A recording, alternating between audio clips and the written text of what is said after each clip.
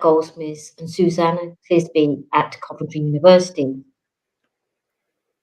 So we're going to begin with thinking about where we started and where we've kind of closed.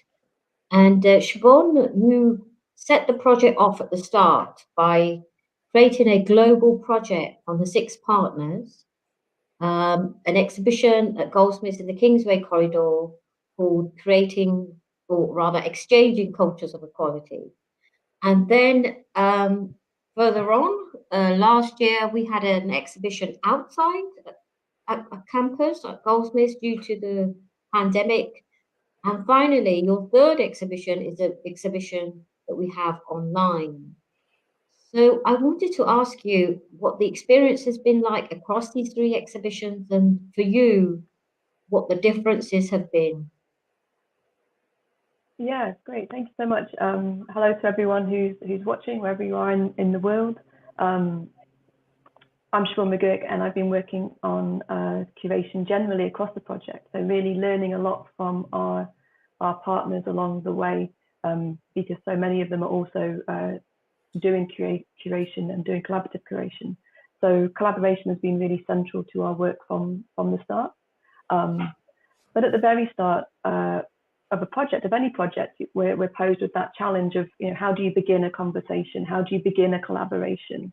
And working with NIRML, we use the device of postcards, this idea of being able to share glimpses or small notes, ideas even about that starting point of a long-term project.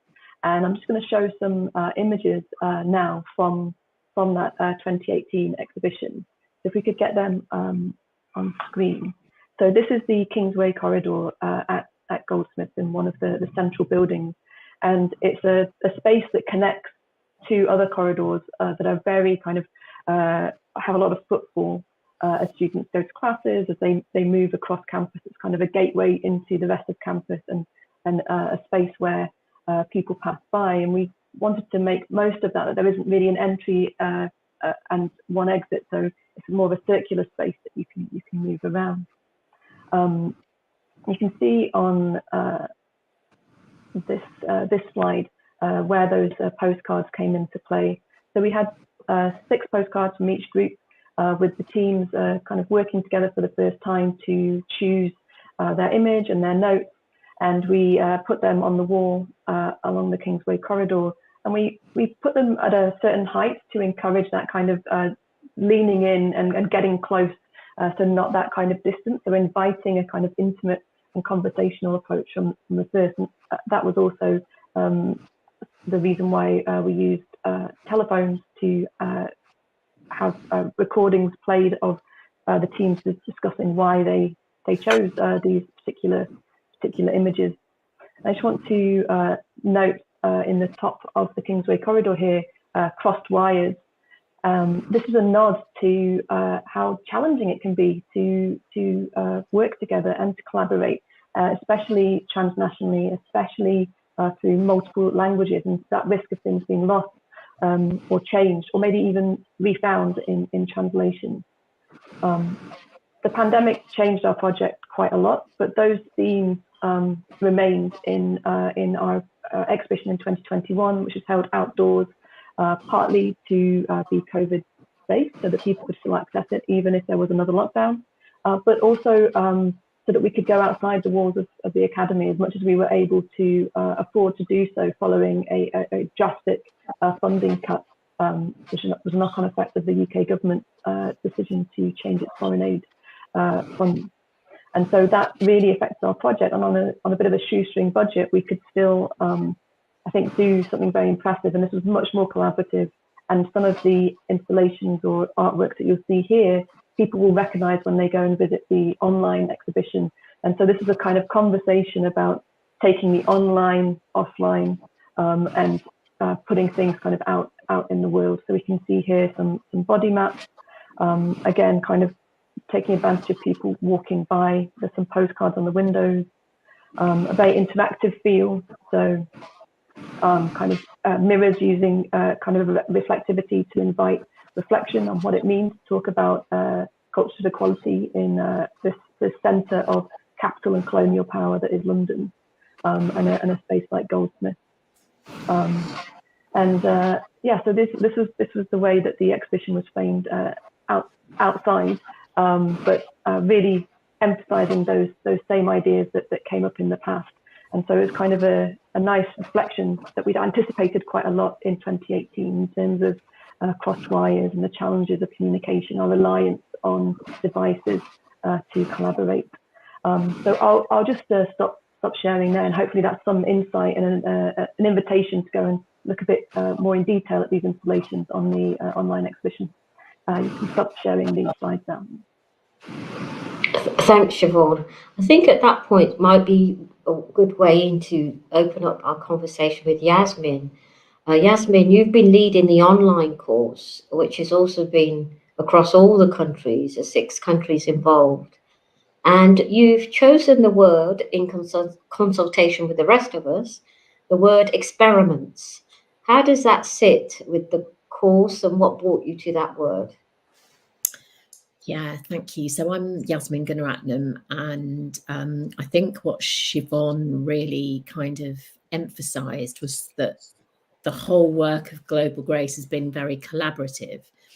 And so one of the things about the word experiment as well is I want to recognise up front that it has this murky colonial history, so we know that the colonisers have used lands as well as people as sites to experiment with.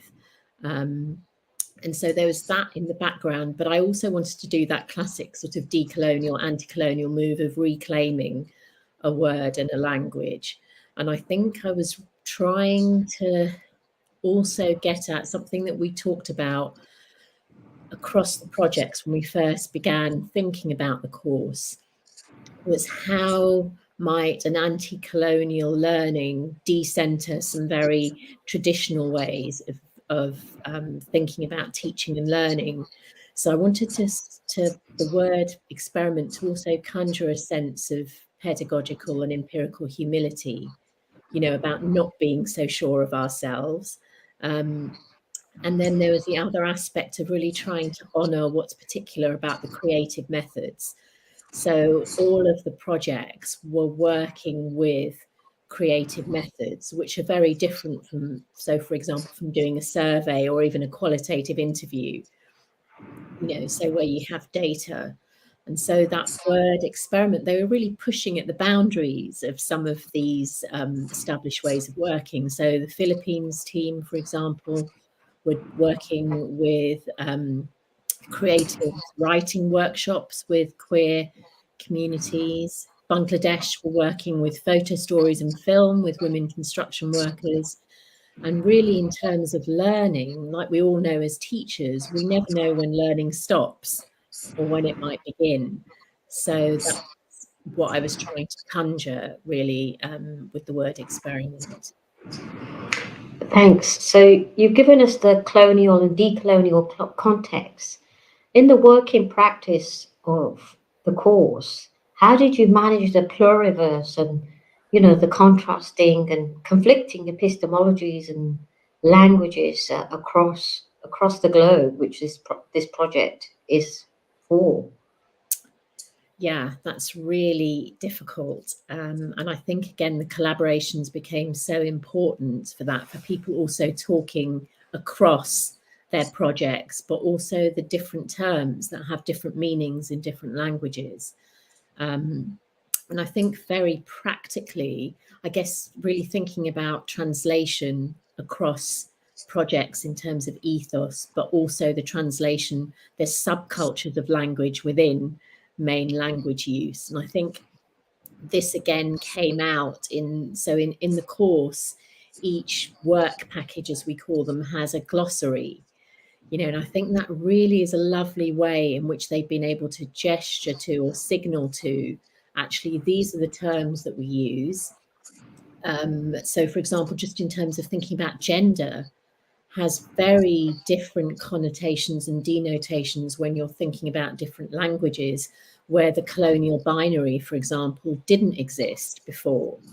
So I think the language use and thinking about language is, for many of us, it's our first home, and so it's a way of working with and also taking down the boundaries of identity.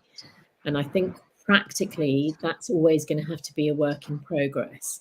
So the process of translation was that the teams would write something. Sometimes it wasn't in English, and then it would be translate. We had to have this discussion about, what certain words meant. And then in the final versions of the course, so the course materials are going to appear in English, Bengali, Spanish, and Brazilian Portuguese. The teams have also sent the translations out to other translators. So I think recognizing that language is always on the move, it's a site in which identities can be sort of shut down as well as opened up. So I just really want to maintain language as a site of problem making. Yes, so that brings us to the question for both of you. What were you surprised by in the making of the exhibitions, in the making of the online course, and also your engagements across the projects? What were you surprised by, and do you expect audiences to be surprised by what you've pulled together for us? I think one thing I expect to surprise audiences and maybe wasn't so surprising to us, but was a difficult thing to maybe deal with, is that experimentation always necessitates the possibility of failure, or like quote unquote failure. So you have to be willing to risk that well-placed plan not coming to fruition, and that's a good thing. I think that's been really incredibly productive for us all. In the online course, the framework of dilemmas is really important to kind of highlight that unknowing, and that conversation, that process, that debate is always ongoing. With exhibitions and curation, however, there's a kind of built-in expectation that this is the finished product, that you don't go into a exhibitionary space to see a work in process, right? That the installation is done behind closed doors, and then they open it up, and that's the finished package, which raises that question of, well, what kind of experimentation is possible? So you have to be willing, I think, for things not to work, or not to work for everyone, and not to work for everyone in the same way. We've tried to use the virtual space, the online space, and create outputs for that.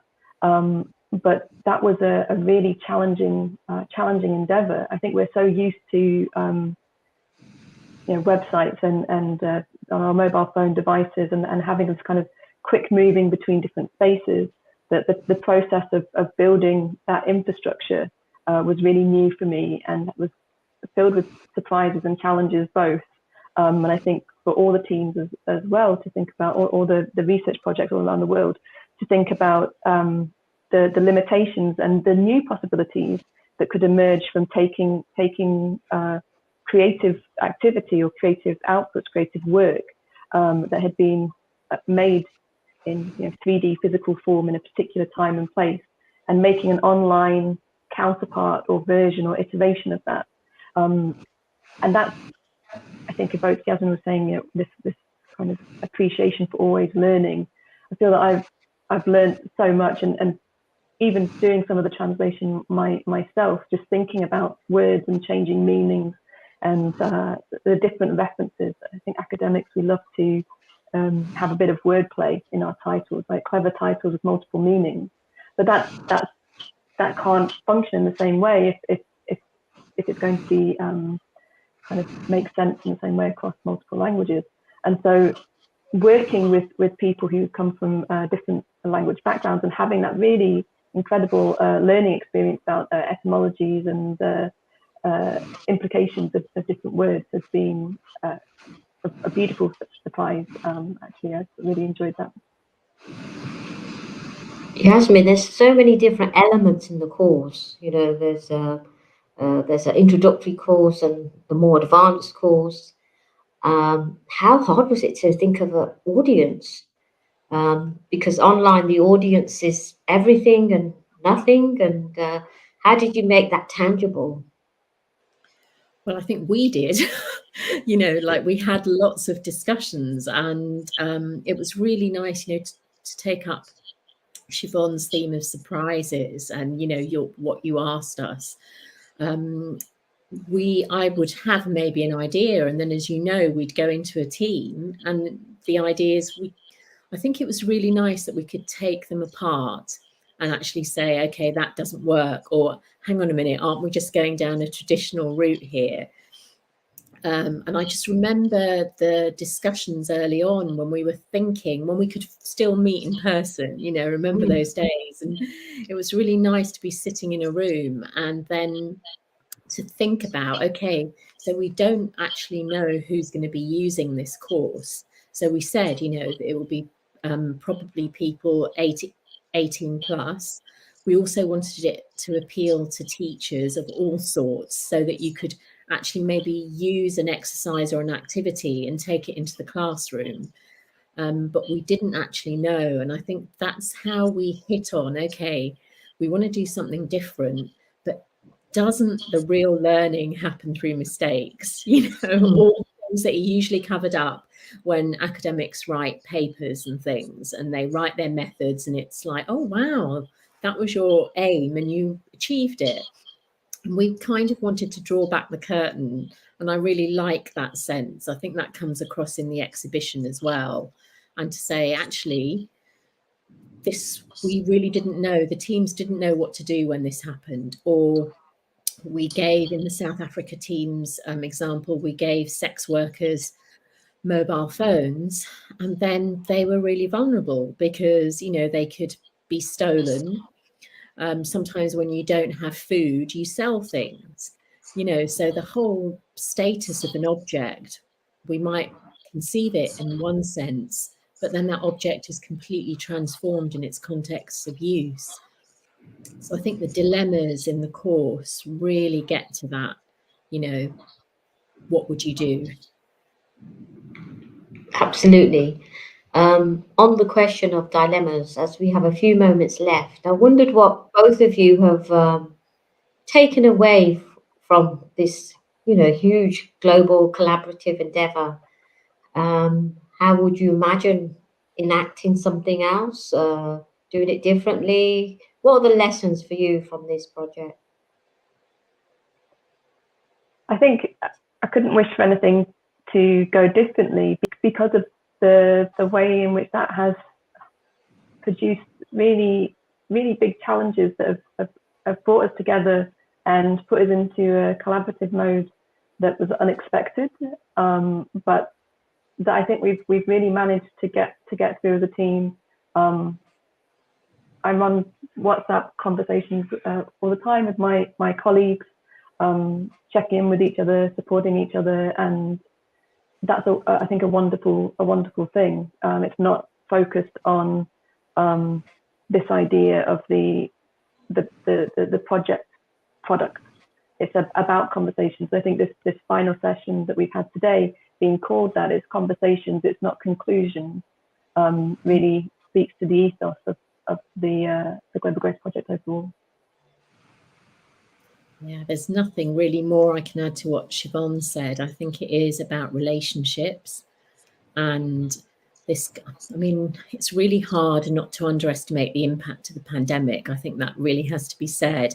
And, you know, Mark Johnson and Suzanne Clisby had a really good structure for thinking through the project, and that we would meet in these participatory and forums, really, so everybody would meet. And we only had one really in Brazil, and then the challenges of working across cultures of difference and language, but also just the gorgeousness that comes together with people being able to exchange ideas and think through things, play together, and see a different sense of each other, is something I've never experienced before. So I think that's, for me, what I really learned. How can we build spaces of, you know, working across differences, in several different ways, really. Thank you. So exercises in play, failure, experimentation, exchanges, and I know a lot of laughter along the way as well. Yeah. Thank you so much.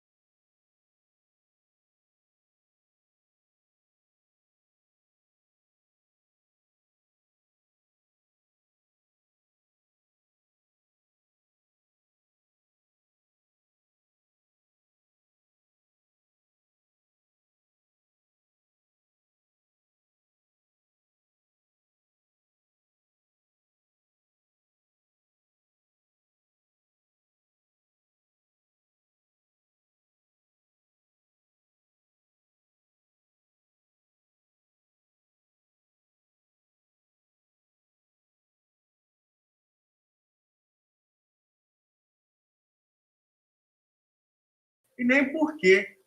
Mas é claro, se perguntarem a nós, não vamos saber responder. Vamos pegar um exemplo muito comum: a cor rosa e a cor azul. Ainda na barriga, você ouve aquela típica frase: se nascer azul, o quarto vai ser menina. E se nascer rosa, é menino. Não. Espera. Mas quem determinou isso? Boa pergunta. Eis a questão. Se você está achando que está muito enganado, menino, ai de você se falar que não gosta de futebol. Vão te chamar de tudo, até de mongol. E se alguma menina ousar falar que quer jogar bola, é certo, vai sofrer bullying na hora. E quando você cresce, já tem um pouco de noção, você acha que tem liberdade para se expressar? Não é assim não, tá? Ainda tem muitos porquês, outros porquês. Ainda vão ser muitos porquês em nossa trajetória. Olha, vão ser muitos dias de luto. E haja luto. Mas um dia vai chegar nosso dia de glória. Mas quem é glória mesmo?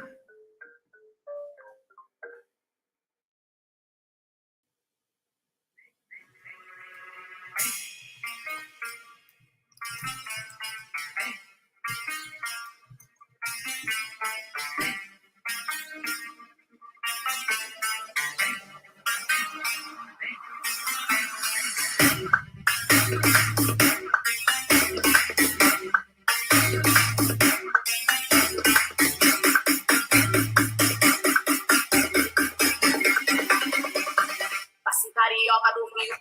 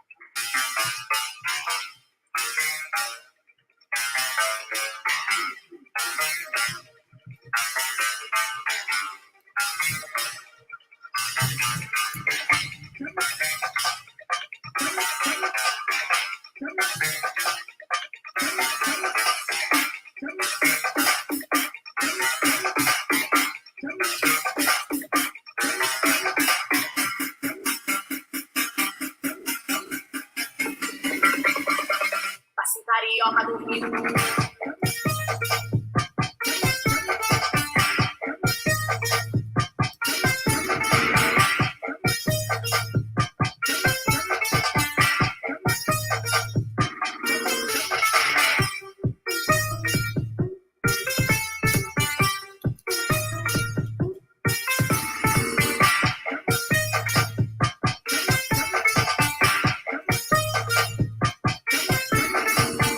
Carioca do Rio pro mundo, feito pra homem, também pra mulher.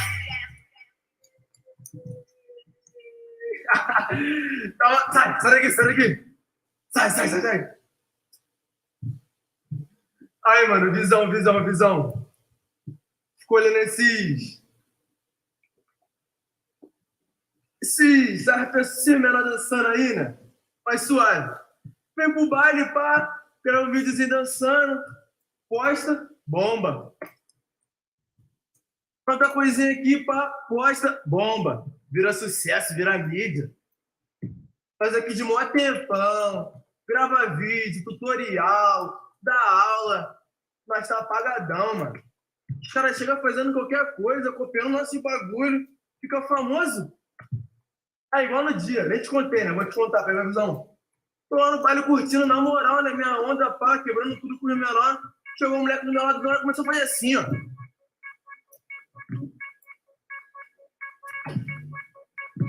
Olhei pra ele assim, meio assustado, né? Falei, qual foi, mano? Tá ficando maluco? Aí ele olhou pra mim, Mano, tá cortando minha onda. Olhei pra cara dele sério, hein? Ô, negão, pô, tu tá de sacanagem, eu tô cortando tua onda. Tu tá fazendo maluquice, pô. Aí eu virei pra falei assim, ó, assim mesmo. Vou te ensinar como é que é. Comecei.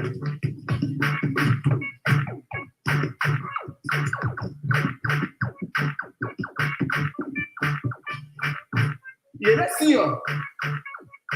E eu, porque quando eu começo eu não paro. Eu fico na quebradeira até de manhã, filho. Quebra tudo. E ele lá bobando, né? Pra mim, pra cair. Ele falou, que é isso, e ó.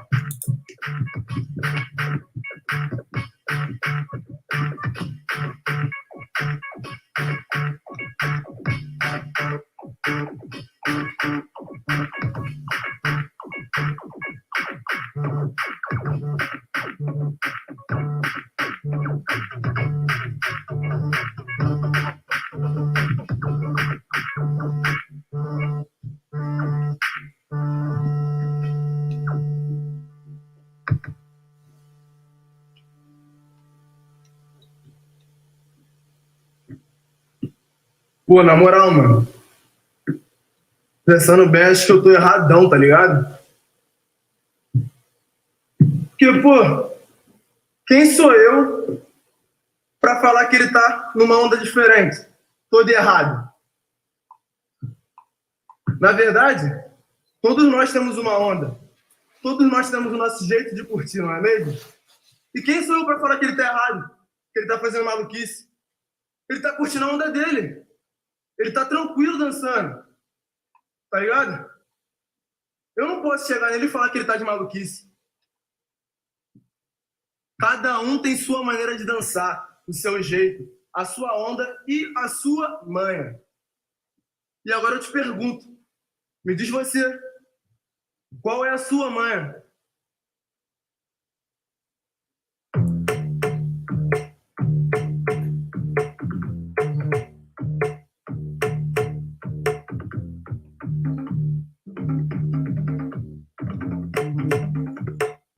Mas e aí, qual que é a tua mãe? E aí, qual é a sua mãe? E aí, qual é a sua mãe? Qual é a sua mãe? E aí, qual é a sua mãe?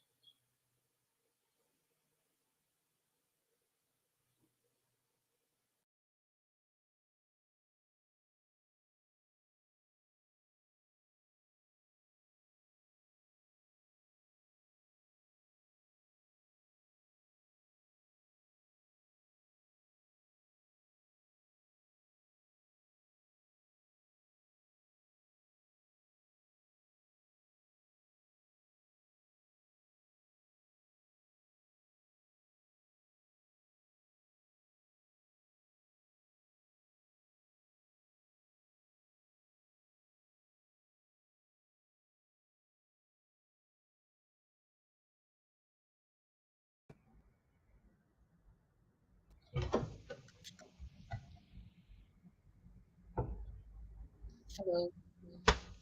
Hi, Neil. Hi, Richie. Hi, Hi, everybody. Hello, everyone. That Brazil video was amazing and fantastic. Hi, Neil. Hi, Richie. Yes. Feel super energized. Yeah. That Brazil video was amazing and fantastic. Neil. Hi, Richie. Yes. Feel super energized. Yeah.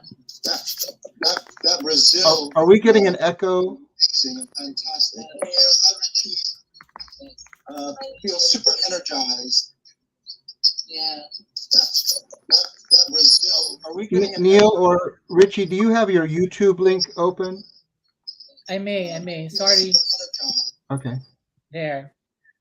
Yes. That's it. Great. That was a Morbius strip. It was nice too. It's like a continuation of the Brazil video. So I know, fantastic. But listen, hi everybody who's joining us on YouTube. It's really an honor and privilege to be with you and to introduce to you Professor J. Neil C. Garcia from the University of the Philippines, Diliman, who's lead investigator of the Global Grace Philippine project Making Lives Lovable, together with Professor Nerissa del Carmen Guevara, or Richie for short, from Santo Tomas University, who is the Global Grace Early Career Researcher.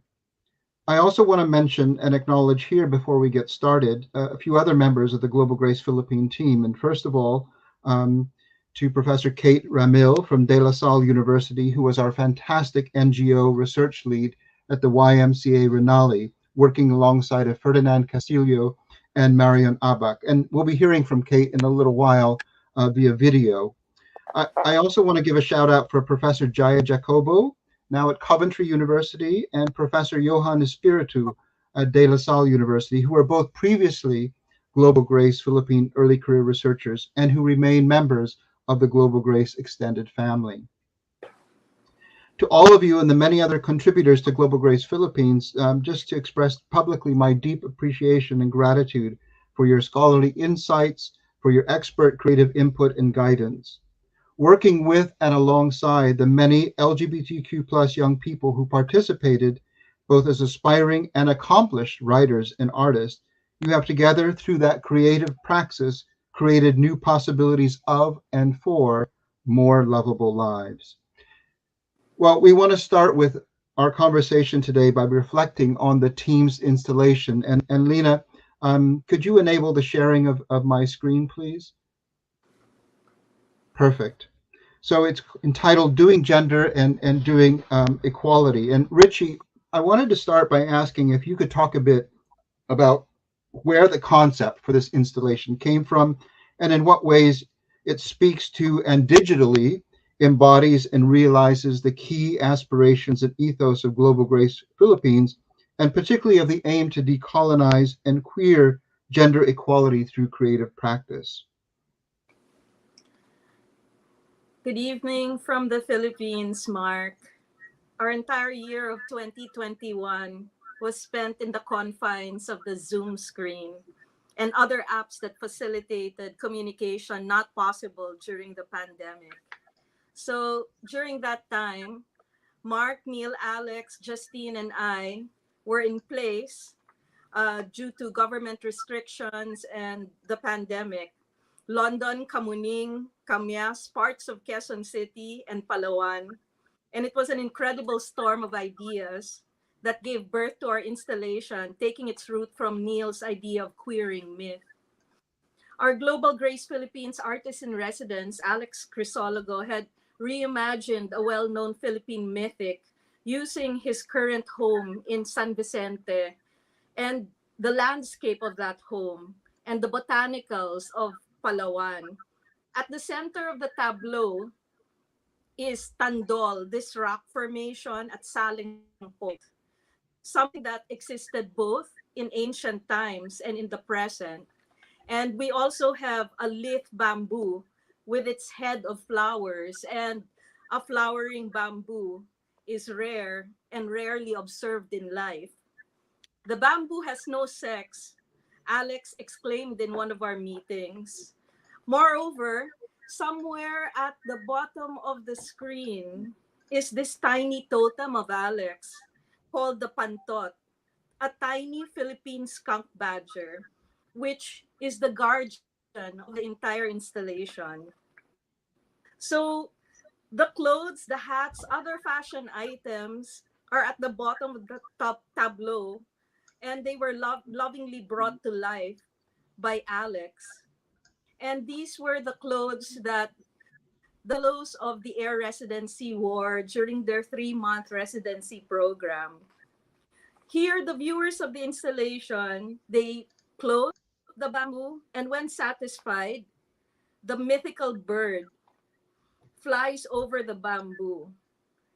And it is a prime divinity, and we are going to see it dissolve into our performances and spoken word artists and films and visual arts.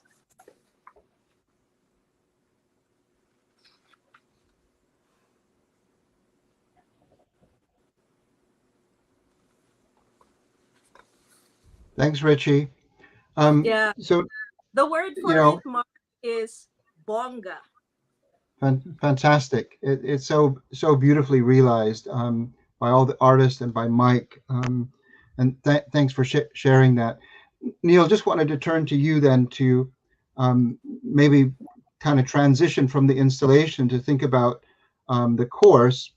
And we're going to start with the introductory class of the course and the object. The kikai, or makeup kit. It's used in the introductory course here as a way to reflect on the crafting of queer selves through literary, artistic, and performative ways, amidst ongoing forms of everyday violence and erasure that diminish queer lives. And Neil, I know that running writing workshops for LGBTQ plus folk was a long-held ambition of yours, and I wanted to ask, why do you insist on and champion writing and artistic creativity as a meaningful site of intervention to enhance queer lives and well-being? Yeah, before I answer this question, Mark, please allow me to weigh in some more on the meaning of the installation's design. In the Philippines, the image of the bamboo has mythic underpinnings. In a famous creation story, comparable versions of which may be found all over the archipelago, it was from this primeval reed that the first man and woman emerged after it had been cleft into two by the beak of a fantastic bird. Some versions equate this bird with the creator deity itself. This story has been used by Filipino feminists as an enabling myth, an antidote to the Judeo-Christian account of creation, which legitimizes the masculinist oppression of women because Eve merely comes out of Adam's side, implying that Eve is Adam's property. By contrast, in the story of the bamboo, man and woman are practically twins and thereby equals, born into creation at the same instance, children of the same vegetal source. This last point is important, for instead of the violent dualism between nature and humanity, a dualism ontologized to the point of despair by Judeo-Christianity, which has deemed nature, ergo the body and its appetites, as fallen and needing redemption through the sublimating rituals of religion, this mythological system intuits and posits a continuity between the human and the worldly, and between the worldly and the divine. Filipino cosmogonies understand gender difference as being underpinned by an elemental unity, and therefore as complementary rather than hierarchical, something that the native languages of the Philippines, all predominantly gender unitarian, themselves also reveal. On the other hand, it's also worth noting that one of the pre-colonial Tagalog names for gender crossers, bayogin, derived from the name of a native species of clumping bamboo called bayog, which was slightly narrower but also interestingly sturdier than the common bamboo. Going back to your question, I will begin by saying that in order to be fully alive, we need to tell stories about ourselves, which are really our own bespoke myths of ourselves.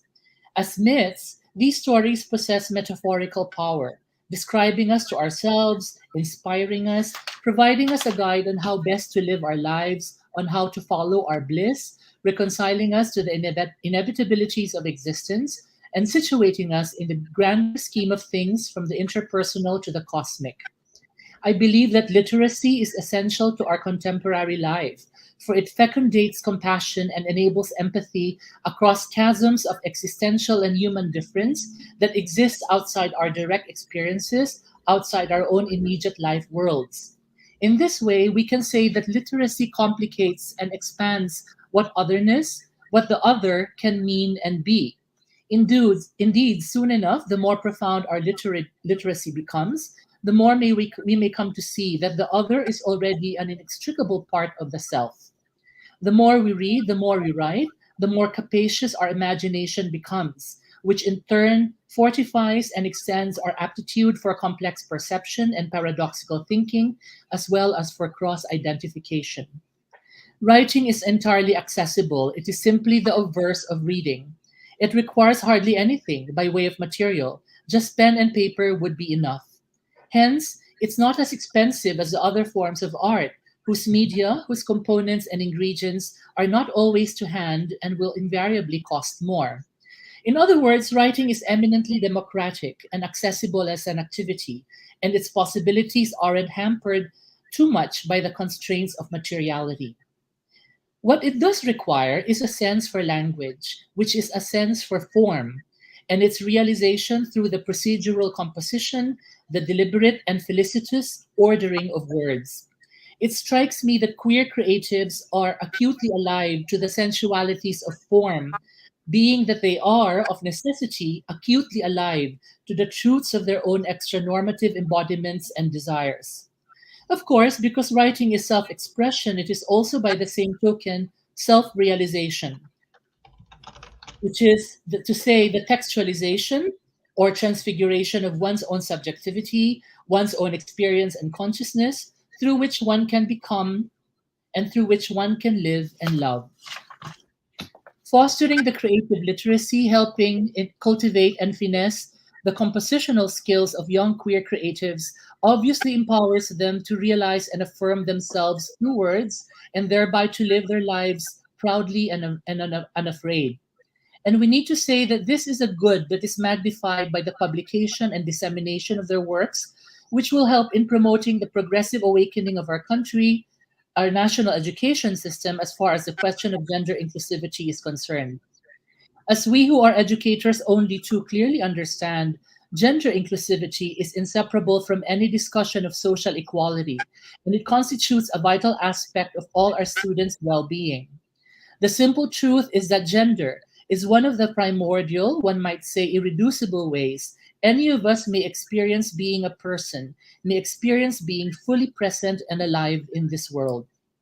What a difference it will make to young people to learn through stories, essays, and poems inside the safe space of their second home, the classroom, that the differences in their embodiments, in their desires, are entirely beautiful, irreplaceable, and precious things, and that they lie at the heart of their inalienable dignity as persons. We ended our project in the Philippines with teacher training seminars, precisely to help optimize the utilization of the pedagogical good that our workshops and residencies have enacted. That's my answer. Sorry for being so long. Thank you, Neo. So we've got about 5 minutes remaining in our time. And Neo, you mentioned the writing, the teacher training things. And you know, you've indicated that these workshops, they provided a safe and enabling space for people. And then this was curated in a number of different ways, in different things. I will just show a few here. We have our, of course, the GlobalGRACE Philippine website, in addition to the course and things like this. And I would just mention here the wonderful exhibition that came out of the AIR residency. But turning to the legacies, I know the team were so keen on building, and the teacher training programs in particular. I wanted to give some of the last minutes remaining here to give the opportunity for Kate, our colleague, to come in and talk about the way in which the project impacted in the communities that they were working in San Pablo and Runali. Lena, could we play Kate's video now, please?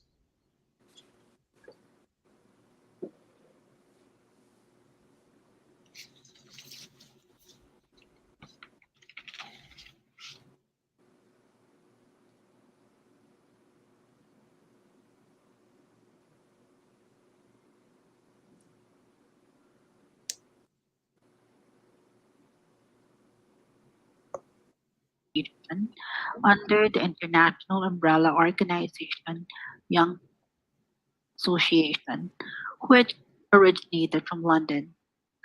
While the membership expands to other genders and various sectors in the society, its focus is still on the youth, how the youth should be trained as servant leaders and critical thinkers. Our partnership with GlobalGRACE for the past 4 years has been very impactful and productive.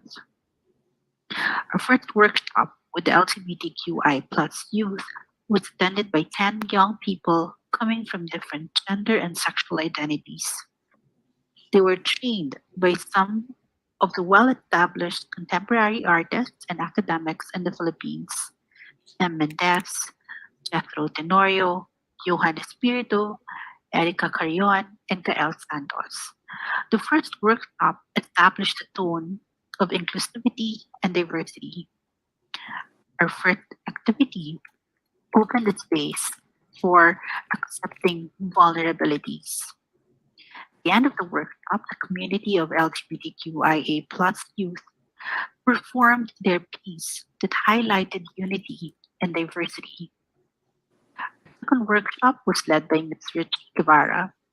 The focus was on the politics of the body and how movements could be subversive.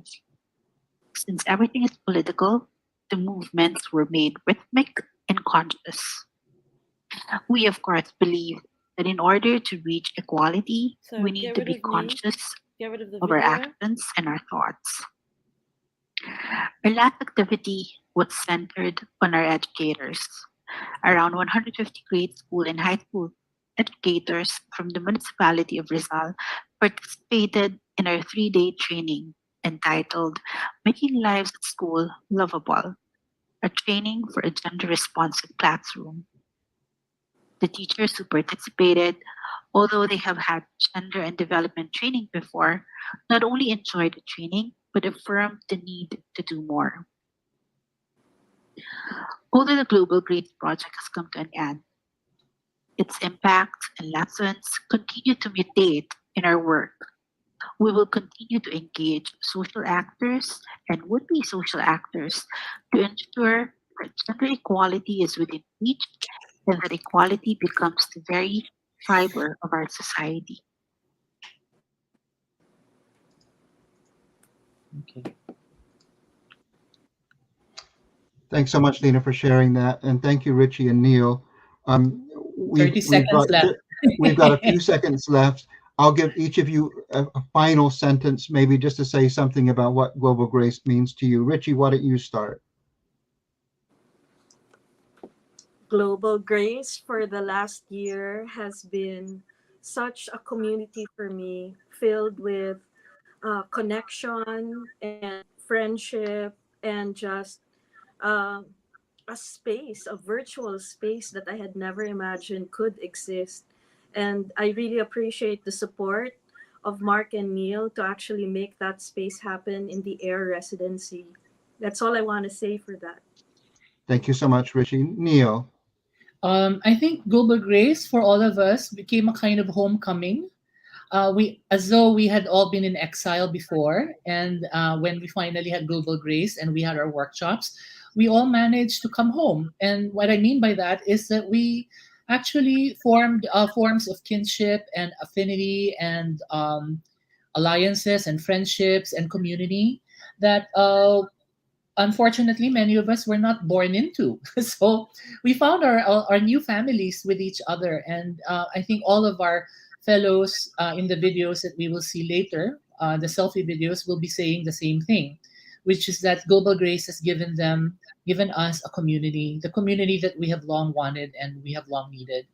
And so thank you so much to Mark and Suzanne and all of the people of Global Grace for this wonderful opportunity to make a difference in the lives of young people in the Philippines and hopefully elsewhere, those who may be able to access our material online. Thank you so much for everything.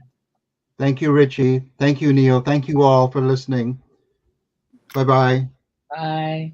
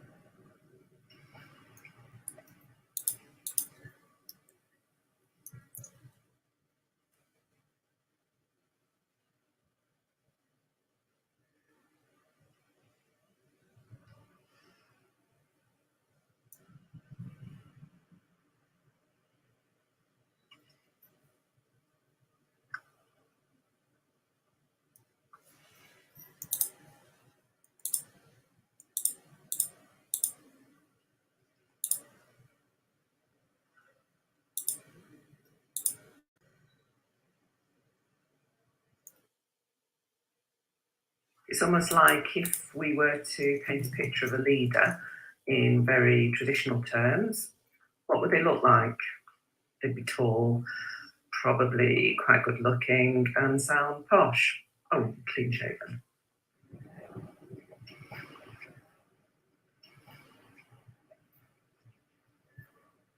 I sort of ticked all the boxes for them, and they appointed me because I'm the change. But can they deal with it? They want my leadership style to fit in with their ideas of what a leader can be, and I don't work in that way. Trustees are going to be recruiting blokes in suits because they are blokes in suits.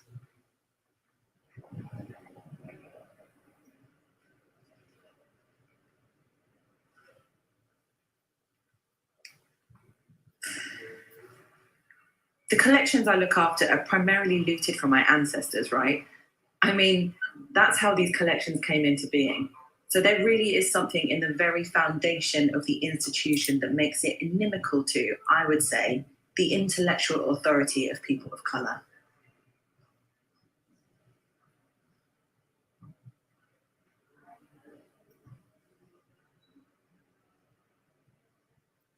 At work, I speak a little bit more posh than I would normally speak. I don't like that. I know it's necessary because they treat you differently. They might not realise it, but they do.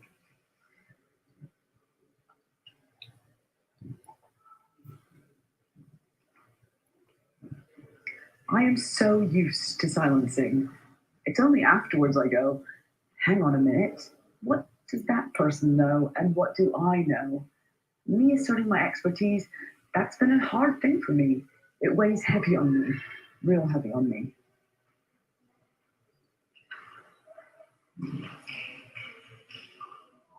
People would say to me, wow, you're very young to be a director, but you're very small to be a director. I mean, size really got commented on a lot. Those tiny shoulders. That sort of thing came to me all the time.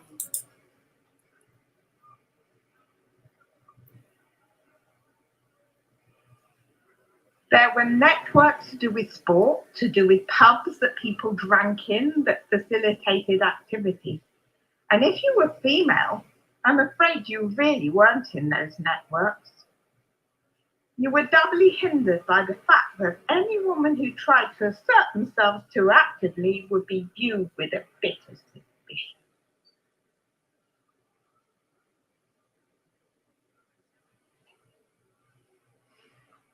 They don't mind if you're a person of colour doing cataloguing or contributing some kind of linguistic expertise, technical aspects.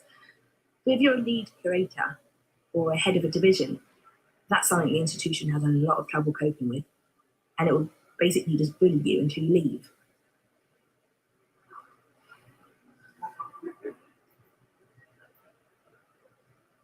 I lost my femininity and my identity, actually, in many ways, because I have measured myself against men's values in the workplace, and at the end of the day, there was no way I was ever going to succeed, was I?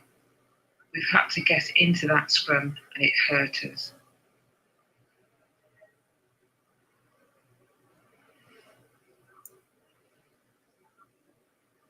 I remember having to go to the toilet and have a little cry because I'd seen these instruments of torture, that had been labeled in such innocuous ways, and just thinking about my family history in relation to Jamaica.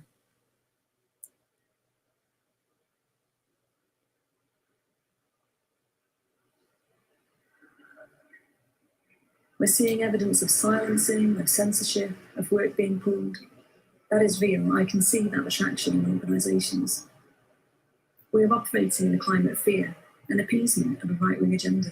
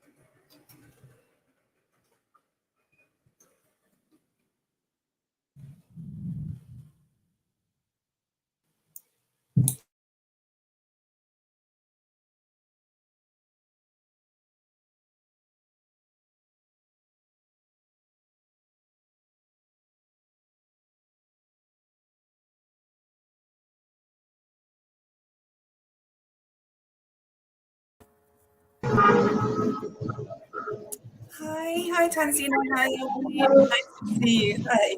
Hello everybody. Thanks for joining us. I'm Suzanne. I'm the co-director of the GlobalGRACE project, and I've been working alongside Tanzina and Elvie and the rest of the research team based in Sylhet in northern Bangladesh for the past few years. But Tanzina and I go back a long way. We've been friends and colleagues working together for over 10 years now, haven't we? I think. Tanzina, do you want to introduce yourself and then Elvie? Yes. Hello, Suzanne. My name is Tanzina Kolji. I'm the project lead GlobalGRACE for the Bangladesh team, and I have been working alongside Suzanne, Odin, Nazmul, Postcards, and Bangladesh. Hi all, I'm Ashaful Bari Ozi. I'm the research assistant of GlobalGRACE project based in Bangladesh, and I've been working with GlobalGRACE since 2019. Thank you. The sound isn't great, so I don't know if there's any way of kind of getting nearer the microphone or cutting out some of the background. I don't know, but if not, we'll just try our best to work with it. So in this conversation, we're going to talk about the participatory research that you've been doing with women who work in the construction sector in Bangladesh over the past few years. So just to start with, one of the successes of the GlobalGRACE projects in Bangladesh has been the creation and launch of the Workers' Manifesto of Rights.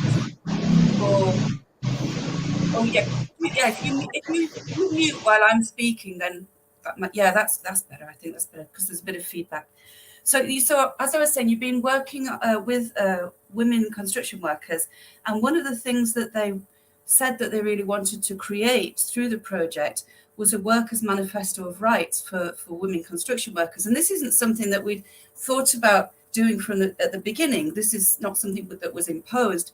So can you tell us how you went about building the Workers' Manifesto of Rights with the women participants? And why was this so important for them? Something that was important for them to do? As we talk, we will show some of the photographs, the relevant photographs which came along with the workshops and trainings with our participants. Okay, thanks for the question, Suzanne. Globally, construction sector is heavily male dominated, and Bangladesh is no exception in this regard. Women who enter in the construction sector in Bangladesh, they do so because of dire economic needs. These women are extremely constrained by their socioeconomic capital. And as such, their skills, when they enter the sector, they are perceived as unskilled casual workers. They face all sorts of exploitation, deprivation, deception, inequality, injustice, sexual harassment, and so on and so forth. As we have been working, you and I have been working for long with these women construction workers. We know their plight. We are aware of their plight, but we could not do much because we have also some limitations. GlobalGRACE project in Bangladesh gave us this opportunity to address women's issues more closely, and for a prolonged period of time we worked with them. So we could do something for them. And there are some opportunities. We know the women working in the construction sector, they are not organized. They do not work as a group. They work for themselves, but it's not an organized group. And as such, they could not, they could not put forward their demand for their demand for arguments to the proper authority to change their situation or improve their situation. GlobalGRACE, through this project, we got this opportunity. We organized our participants, women construction workers, and they got the opportunity to talk for themselves. They're talking among themselves with the research team. They're discussing their issues, their plights, their everyday struggles, their pain, their pleasure, their desires, their expectations, and all this. They could share in a free environment. So we decided, seeing all this, that they are talking for themselves and they had these issues for long. So we decided to assist them, to articulate their demands in their own time. And all these demands in the manifesto, it's emerged from our participants' narrative. Creating this manifesto it's like it's something that helps the policymakers, the development activists, and all concerned people. They can take from this.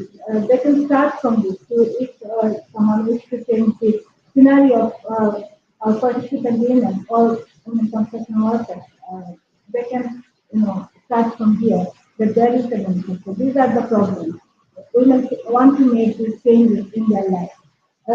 Because before they are not organized, they could not put forward their demands or arguments in front of others. But now, for this project, through this workshop, their demands are in place and people can work from there. And we believe it's a success for our project that we managed to assist our participants to create this manifesto.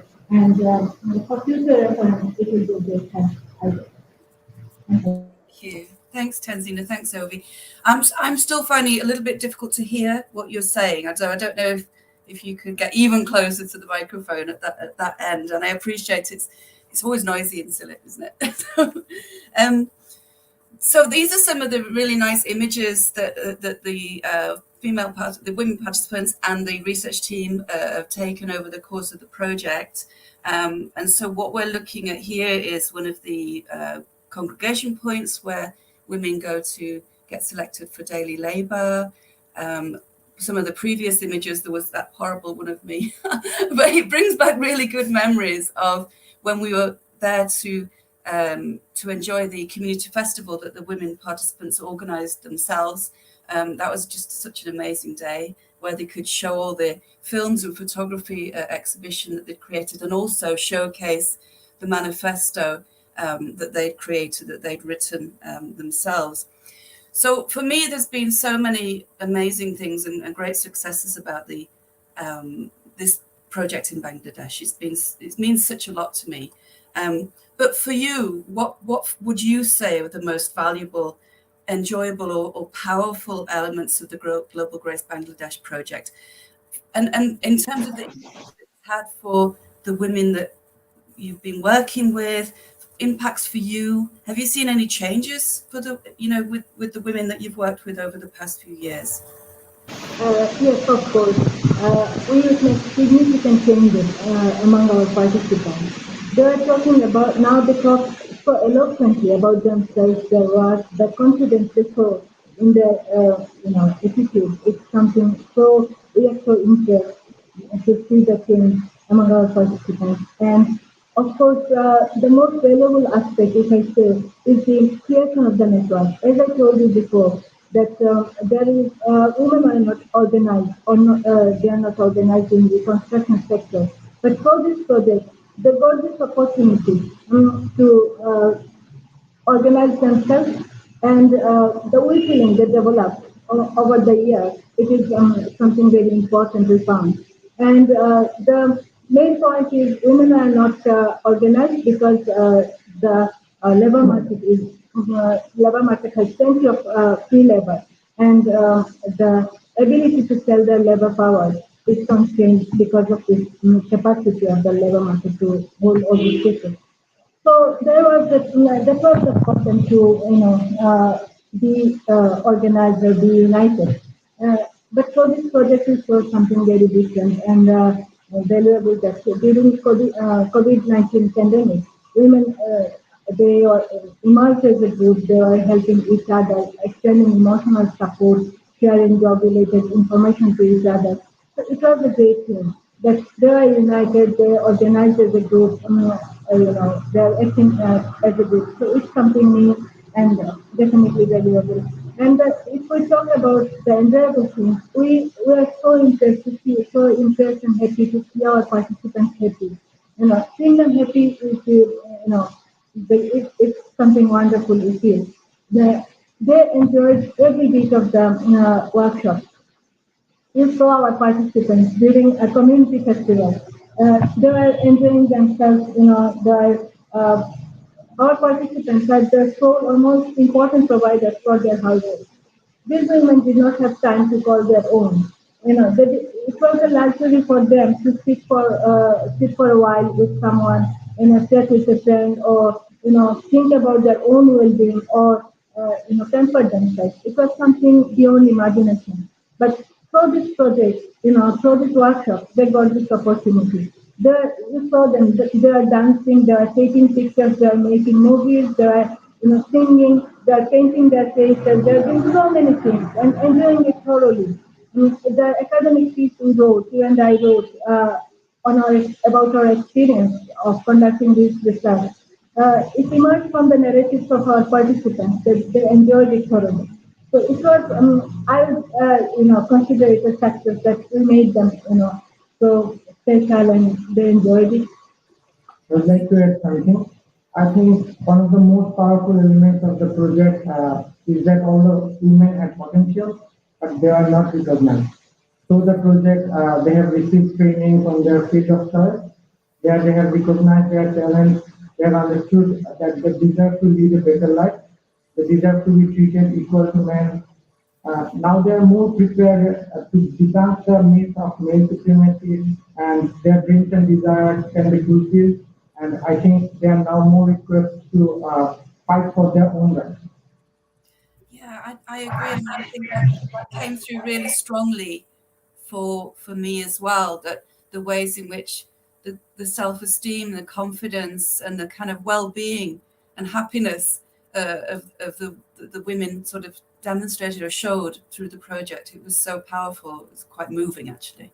And of course, one of the main things about the Global Grace Bangladesh project was about supporting women's well-being and enhanced confidence and esteem. And I think that's certainly been a great success. So now thinking about some of the issues and challenges, because of course we've tried to run this project in a global pandemic, which we didn't anticipate, and it's been incredibly difficult, I know, particularly in Bangladesh, particularly for the group of women that you've been working with.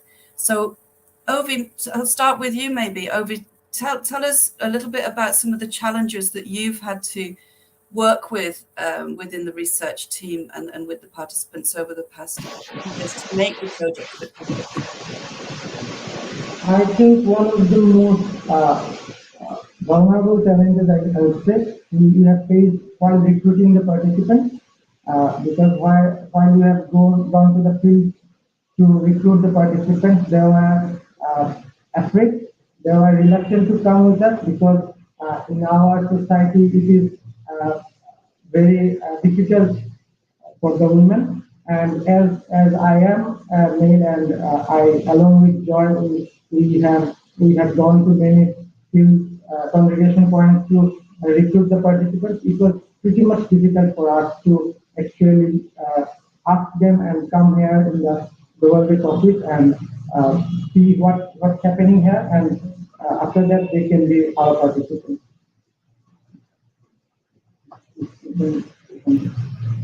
Yes, the greatest challenge I would say, that we did not expect our participants to take it so easily.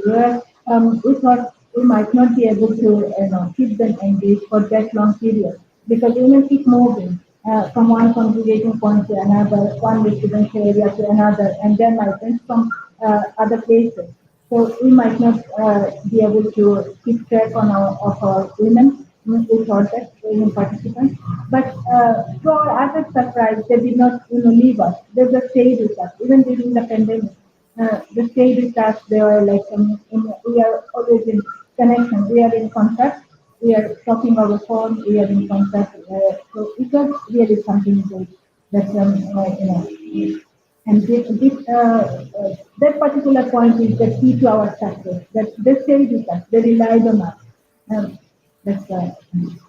No, absolutely. I also think, from what I understand, that especially through the really difficult times of the past 2 years, when work dried up on the construction sites, the women and the families had a very, very difficult time.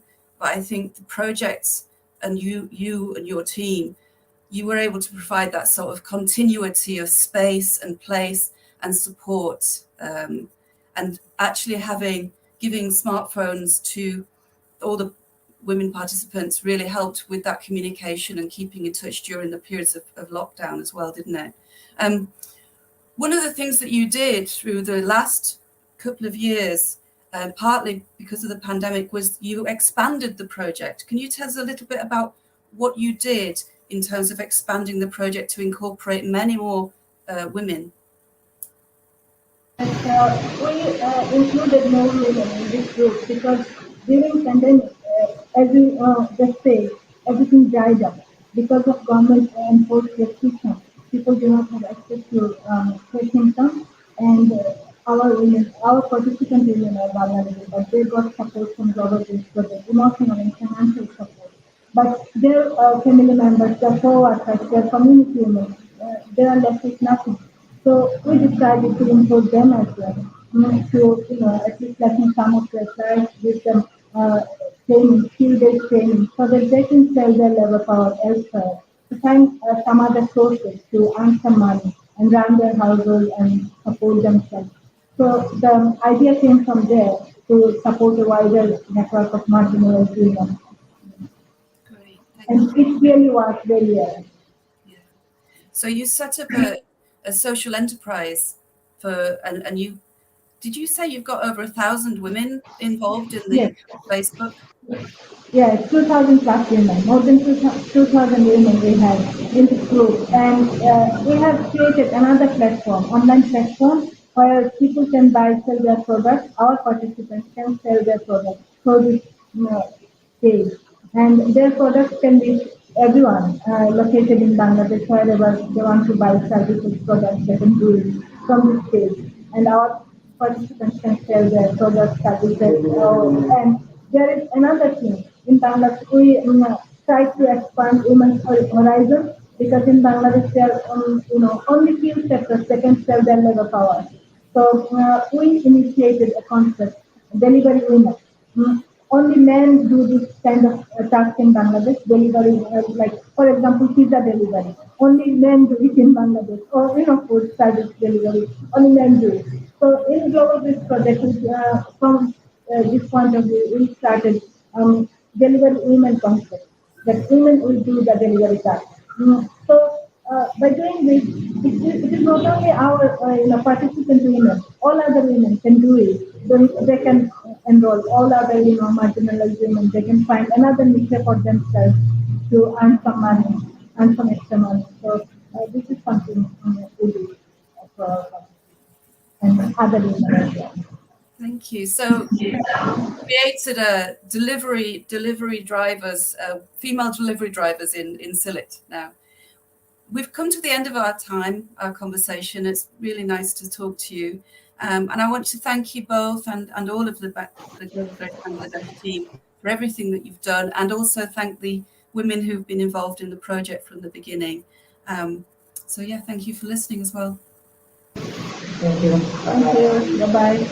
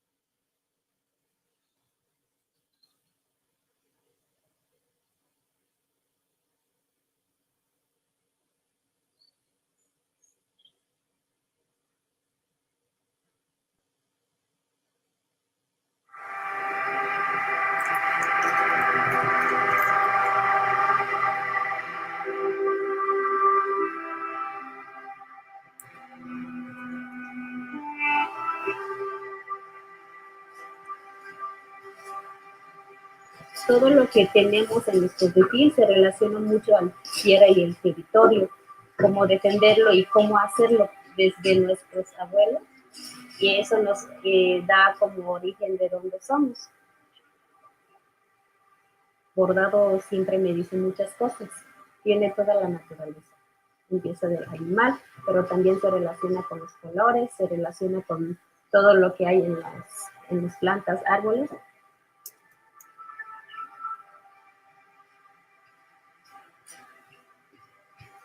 Al principio, pues, buscar los materiales. Empezamos a urdir y ya después de eso, pues, lo subimos al telar, que eso lo llamamos como en tzotzil muy es el tate.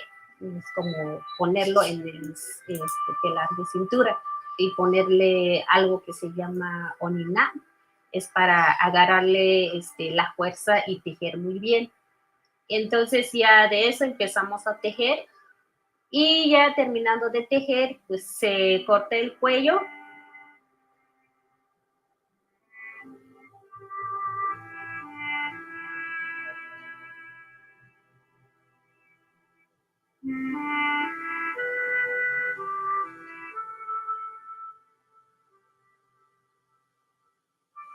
Y ya de eso, pues empezamos a bordar.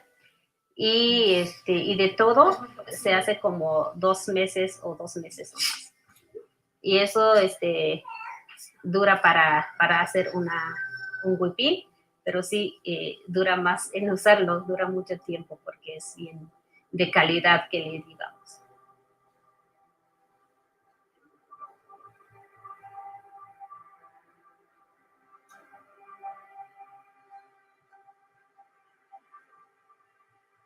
Aquí en la comunidad solo hacemos intercambios.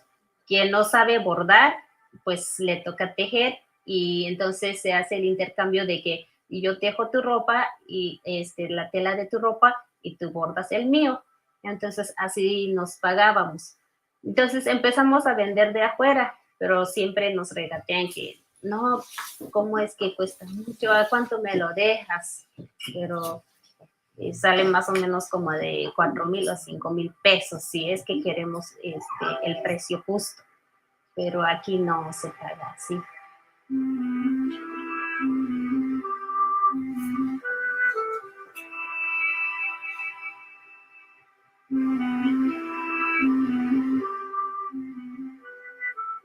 Cuando me pasa algo, siempre pienso o veo mi ropa y siento que no, mi origen está en la comunidad.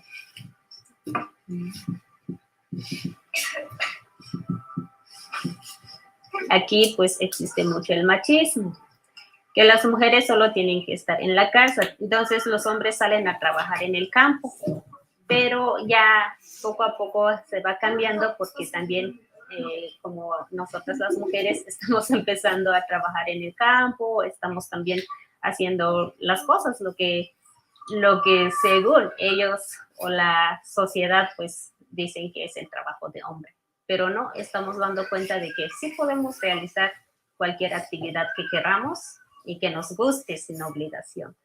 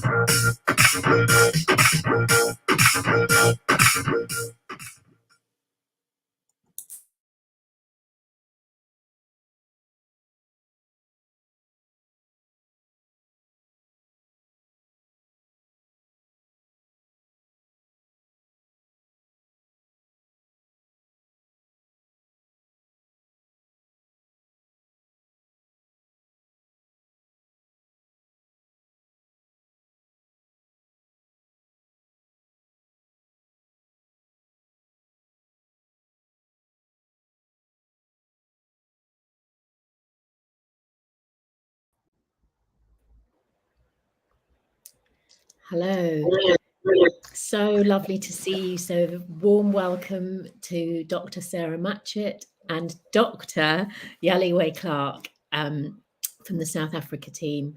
We should say that a vital member of the team, Phoebe, isn't here today, but is very much with us in presence and throughout the issues that we'll be talking about.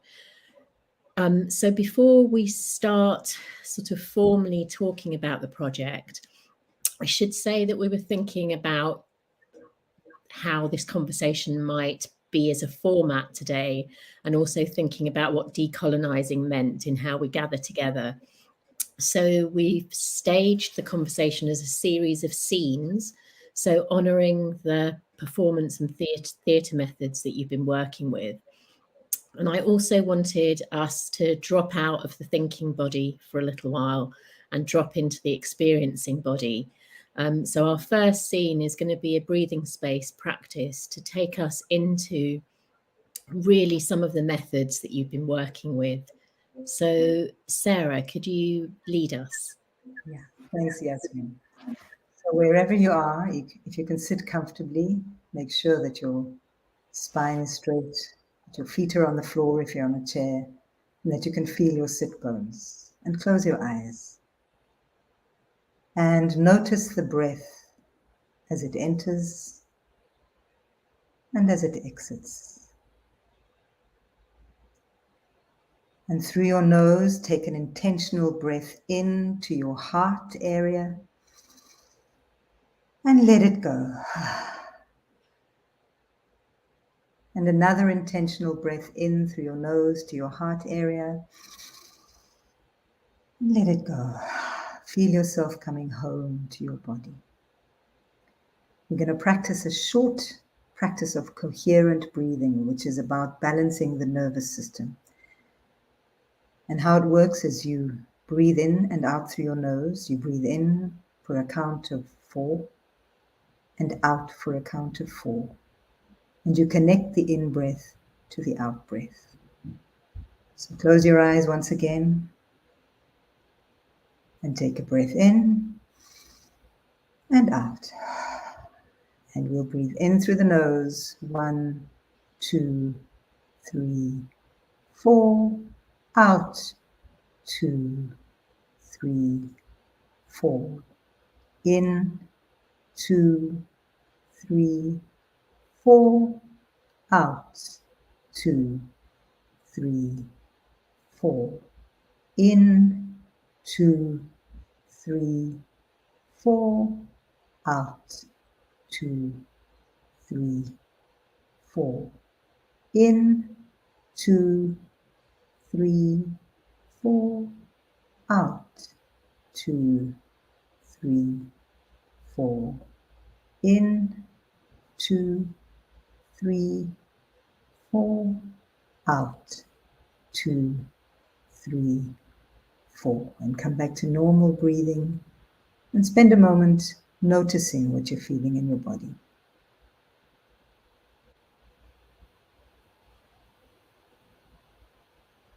And when you're ready, you can open your eyes. Thank you, Sarah. That was beautiful and also takes us to the sensations of the body.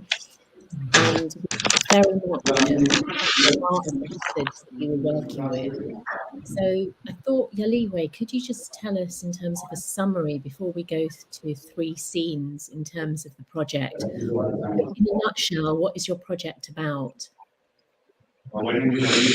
Yes, so this project is a way of creating theatre together in a way that with sex workers who are very much immersed in what we call sex work activism. So public speaking, public push for the protection of sex workers' rights. So it's working with a team of sex workers who do this work and creating theatre together in a way that makes it possible for ourselves in the project, the sex workers in the project, to understand the intricacies of what it means to do sex work and to be a sex work in a South African context where sex work is decriminalized. And it's also about looking into how it is that wellness is possible in context where there's criminalization, also very extreme economic and social marginality of sex workers. How can wellness be articulated and be experienced even in the midst of quite harsh context of economic, social, racial, also ethnicized marginality, right? So we've been working across 3 institutions to be able to create this kind of artistic creation, as GlobalGRACE calls it, equality, looking at equality as a cultural artifact. So how could it be expressed artistically? Versions of equality, of wellness. And particularly for sex work, money is a big part of the economy of sex work, and it's the cash economy. So how does money operate in how sex work happens in South Africa? Yeah, I think there's more I can say, but I'll end there. Okay, so let's try and get to the heart of the project. And we thought we'd do this to using an actual object that's used in theatre and performance as a scene. So the first scene that I'd like you both to sort of talk to is the theme of holding.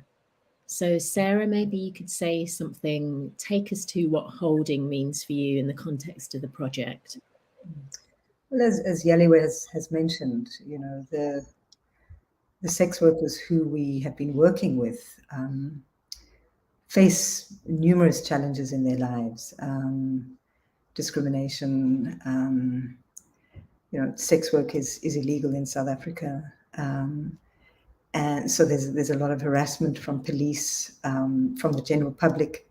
So there's quite a lot of trauma that then lives in the body. So the cells of the body carry that trauma. So the you know, theatre and performance as an embodied practice, as an embodied form, invites a sense of relationality. Firstly, kind of relating to self, relating to other humans, relating to things around us, objects. So the form itself creates a space for holding. You know, each session that we had would start with a check-in session where everyone was given the opportunity to speak to what they were feeling in their bodies, in their hearts, in their minds, what they were thinking as well. And then we'd slowly enter into the session. And the sessions were carefully constructed. So as I say, the form is one that holds. And each session would close with a closing check-in. So the check-ins become an opening and a closing ritual. And you know, embodied practices do bring up all sorts of things. When you're working with the body, when you're working with the breath, all sorts of experiences are catalyzed. So it's very important that the people who facilitate these processes are able to create that holding space, so that it becomes a space, a safe space for want of a better word, where the participants feel that they can express and that they will be held at the same time. Okay, thank you, Sarah. And Yaliwe, it was interesting when we were planning the session that I'd put healing and then holding, and you were like, no, holding has to come first. So tell me more about that. Yes, I think one thing that I found quite special about the project, myself not being trained in theatre, not being a theatre practitioner or a teacher like Sarah is, I was held, right, through quite tough conversations, through processes that Sarah has just described. And I got then to experience a connection with myself and a connection with the group, right? And I think it is the process of holding that Sarah described that created the possibility for us to get through quite tough conversations, and for the theatre makers themselves, all of whom are street-based sex workers, to also tell very tough stories and yet feel that there is a container, there is a community that enables them to pass through, in some cases, a kind of reliving, re-remembering, not only talking, feeling viscerally in the body, and that we all could sort of almost, yes, hold and kind of protect that space. And I think that's what led us into possibilities for healing, right?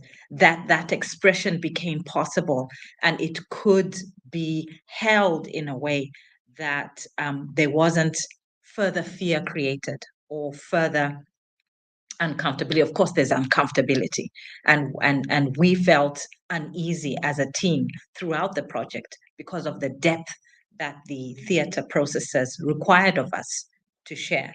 And we also come from very different backgrounds, whether it's institutions, some of us are university researchers, some of us are living on the streets, like street-based sex work activists, and then some of us are NGO practitioners, you know, and so our different articulations of equality and how it is the project needs to be governed in a fair manner. Those conversations got held through the processes that come with creating theatre, producing theatre. And that's what created healing. That's why I asked you to put holding first. And then through holding comes healing. Yes. So Yaliwe, can I just come back to something which has really struck me about this project, which is the format. So I talked about the format before and how you're working actually with feelings, emotions, bodies, which are the very antithesis to how academics usually work in, I know, Sarah, not in your discipline, but I really want to get... Not in hers.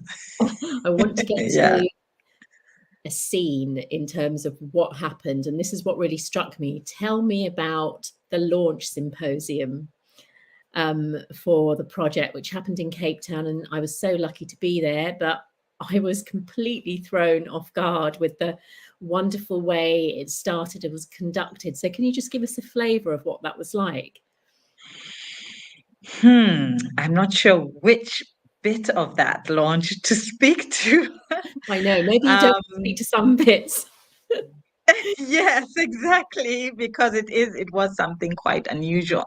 But I think what one ran through the symposium was the possibility to express emotion, not only through words, right? And not only through academic words, which is something those of us who sit in a university academically inclined teaching context would rely on to express what it is we're going through. So with Sarah's skills, we got an expression of emotion through movement, through dress, the use of cloth to demonstrate an activity.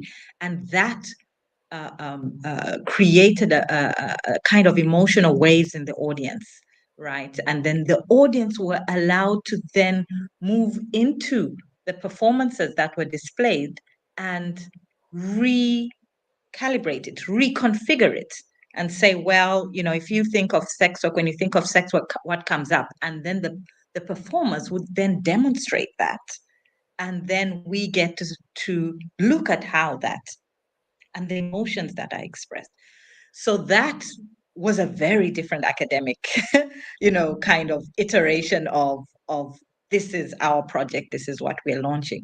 And the other thing I dare say is we got to the point of standing on tables and twerking. I think that was day 2 or 3. By this point, I think we had expressed so much of an unusual way of articulating what it is we are thinking and doing, that sort of flowed with the energy in the room. But we also know that twerking and bodily movement in a sexual manner is core to the work of sex work, right? Yeah. So whether one in the space is officially, saying I'm a sex worker or not, everyone was invited to move in that sexual, tantalizing manner, and to break the boundaries of who does that, and is that an expression, of knowledge about the performance of the body in a sexualized manner, which is core to sex work. Right. So those are 2 moments I can remember. And I'm glad you mentioned the twerking. And just for people who are viewing, first time I've seen twerking at an academic event. So. But let's move on to the next scene and the word of healing. So Sarah, tell me something about healing for you in this project. Yeah, I think, we've both Yaliwe and I have spoken about it, about the embodiedness of theatre and performance, and how when you access felt perception in relation to your particular memories or stories, it offers space for expression. It offers space for healing, but it needs to be very carefully held. So holding and healing are interconnected. For me, one of the most powerful experiences was this idea of being witnessed, or as we have an expressive arts therapist who works with us on the project, and she talks about witnessing, and this idea of your story, finding ways of expressing your story, whether it be through movement, whether it be through song, whether it be through poetry, through performance, through text, dialogue, monologue. This provides space for being witnessed with others. So that's this idea of collaborative meaning making, collaborative sense making. So together, theatre is a collaborative form, and so it can only be done with others. So to have your story witnessed with is very powerful. I think it's a very, very powerful healing experience. And then to be able to take that to the broader public, into a performance that is open to the public, and to tell your story or express your story over and over again, so that you're able to integrate that story differently in your body. Because that story will always be there, right? But through finding ways of expressing it and making sense of it together with others, you're able to take it back in and integrate it differently. So for me, that was time and time again with the project. Those were the powerful moments. Thank you. And Yaliwe, you said a bit about healing before, but is there anything else that comes to mind in terms of thinking of the practices of healing in the project?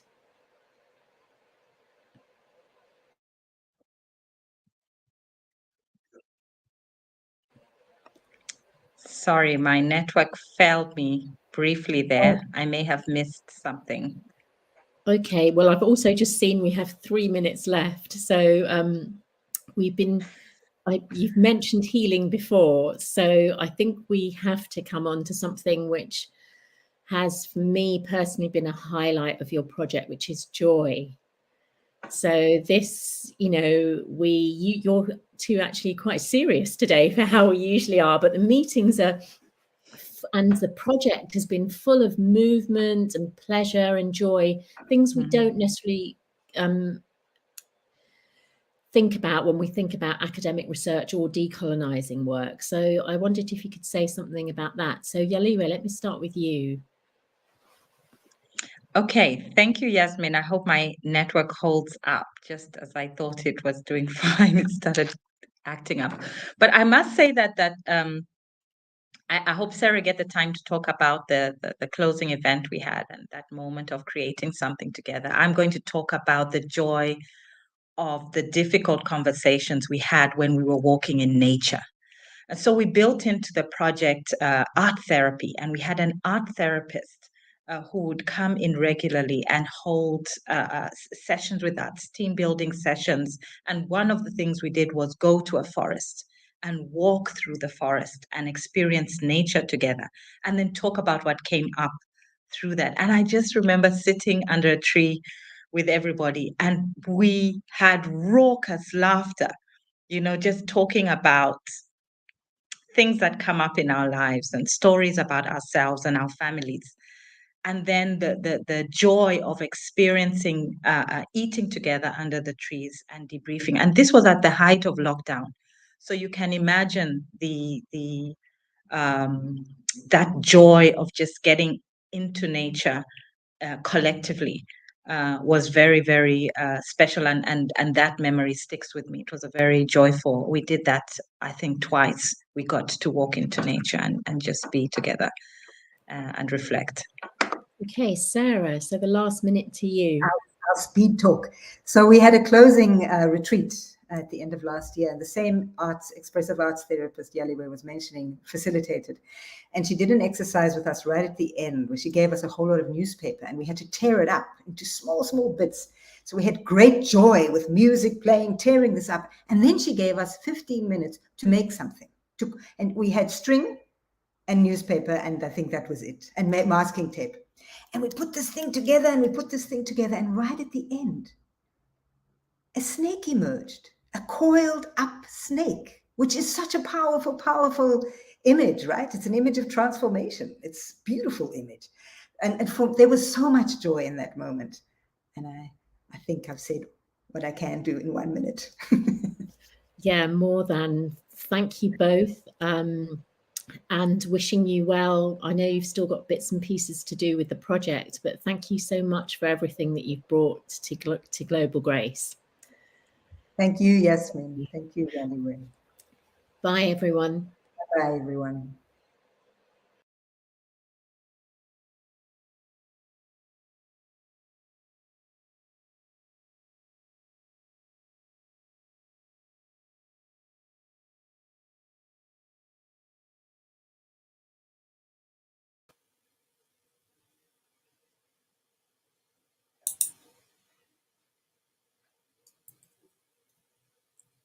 On the other side of longing is dread, a guttering candle, than kiss that glints on the skin, sharp flecks from a wish, to the gross moon that gluts on one. Devours in a manner that resembles neither hunger or desire, only bearing the aftermath of mourning, bearing the weight of what remains. Dreams come over me and refuse to sleep, even after a conceited cup of chamomile. It is 3 a.m. The void sits on the still, eluding rest, the restive crest of waves, tungkong langit. Outside, someone is selling salvation, calls out an offer. Even if I look out the window, I can't afford. Reaching into my pocket, I palm a curious trinket, bronzen memory we once shared. As you ripple further away, I intuit gold. One is more pristine when alone. Prayer is a special pleading, let strength swallow rain and tongue, salt and fingers, nothing else. But the tender unlearning of your body, this slow death by water, I should not have feigned. Why dip fingers into a parched baptismal font? Mouth, this ring of stains, rust, tea, daybreak, a thirst I raise. To my own lips to bless memory, beyond metal and the sky that cannot return. Thirst.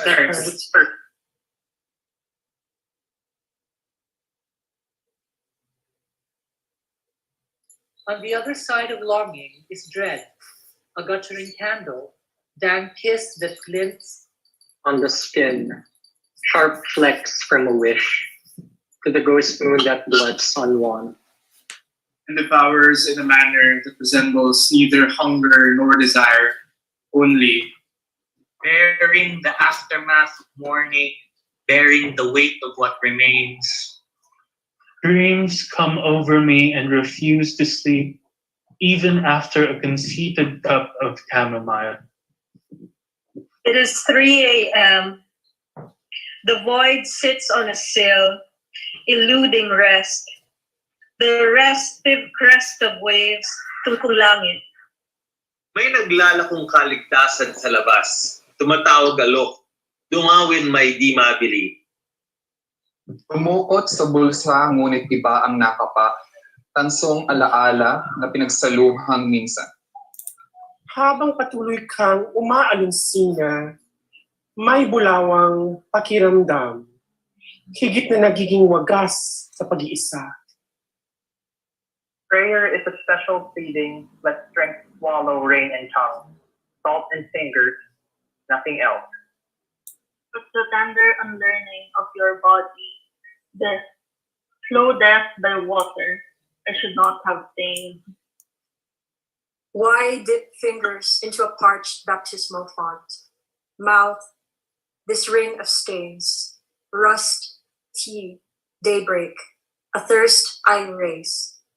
To my own lips to bless memory, beyond metal and the sky that cannot return. Wow.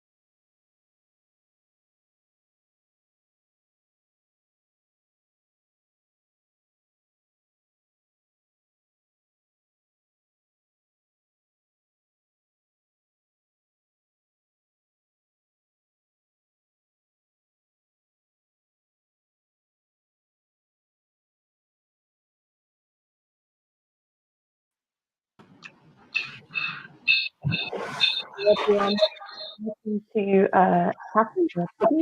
Catherine Hahn, and welcome back, Norman. We're going to talk Hi. about the work that you have done with the Space Invading project. I just thought I'd start off by inviting you to introduce yourself, talk a little bit about your work and what led you to those areas of the project. No. Okay, I can begin. Yes, this project started as a request. I was asked by Sarah Wajid to discuss my book Space Invaders with reference to women leaders in the museum sector. And I hadn't done any research on women in the museum sector, so I asked her, could I possibly speak to a handful of women? And as she's such an enabler and connector, I interviewed 5 women, fairly senior in the museum sector of the UK, and then presented this research at the Imperial War Museum.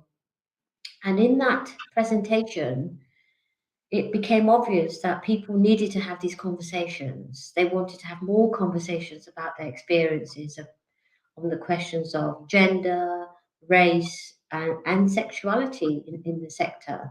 So jump forward from that moment to then we started this segment of the GlobalGRACE project. And as the audience might know, Siobhan did most of the interviews with women in the senior civil service in the UK, and at least 30, plus a survey, plus lots of focus groups. And I've done mainly interviews with women of colour in the museum sector.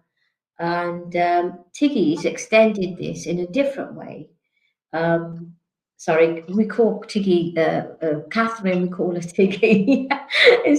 It's familial kinship that appears through intellectual projects. And I'll let Catherine introduce that component. Oh, so I was invited to join this project because of research I'd done previously. And just to say something about that, in 2005 went to South Africa and I did research on the South African National Gallery. And at that point, my question was really about how do you change this really imperial colonial space? Like, how can space change? And one of the things that was really overtly obvious there was that Black staff members and Black people who were coming in as curators were making the change and really struggling to make change. And a lot of the issues that came up there really resonated with what Nirmal was writing about in Space Invaders. So people having to be the change. And I really wanted to go back to South Africa and actually work with people and speak to people in museums and see what had happened after that really difficult period. So for me, getting this opportunity was fantastic. And it was going to be, I was going to go to lots of museums. I did a big recce in terms of where to look across all the provinces. And then COVID hit. So my interviews were online. And actually, I interviewed, I think it's 14 people now to date. And what's been extraordinary for me is that interviewing online means I have to hear people and hear what they see and say. So actually it's given a really profound, for me, connection with how other people have seen what's been happening in these spaces. So that's kind of where I've got to in terms of where I'm at. And it also led on to then thinking about how do you think about materializing change that people are saying somewhere in other space. So the more creative aspects of this project emerge from that route. Yeah, absolutely. And for both of you, this is really the kind of, not to say cumulation, because I think it's going to keep going, but this is a continuation of quite long-standing research around, in your case, Catherine, around museum spaces specifically, but Nirmal looking at kind of institutional spaces more broadly, and those constructions of who's welcome where. Have you seen changes? Were there any outcomes of this, this 2018 to 2022 stage of research that's taken you by surprise, particularly in relation to what you might have encountered 10, even 20 years ago? Yes. Yeah, go to Nirmal, yeah. Yeah, yes, definitely. There's been a change. So you know, as Siobhan, you've said, that I've looked at the somatic norm, how that figure of the somatic norm of a certain white masculinity has continued over time, historically and conceptually, even when different bodies can enter, the somatic norm pervades. And obviously it's a class figure too. And there's been lots of changes. So in the museum sector in the UK, it's a very, if you can use that word, a female workforce. But the top level, especially in the national galleries, there's less of a presence of the women as leaders. And in fact, there's even a particular white European masculinity that dominates those central zones. And they, you know, the women themselves have identified particular routes, particularly from Germany. There's certain trajectories that bring people to those leadership positions. Now, in the regional galleries, you found, Siobhan, that a lot of them are led by women. A lot of them are led by women.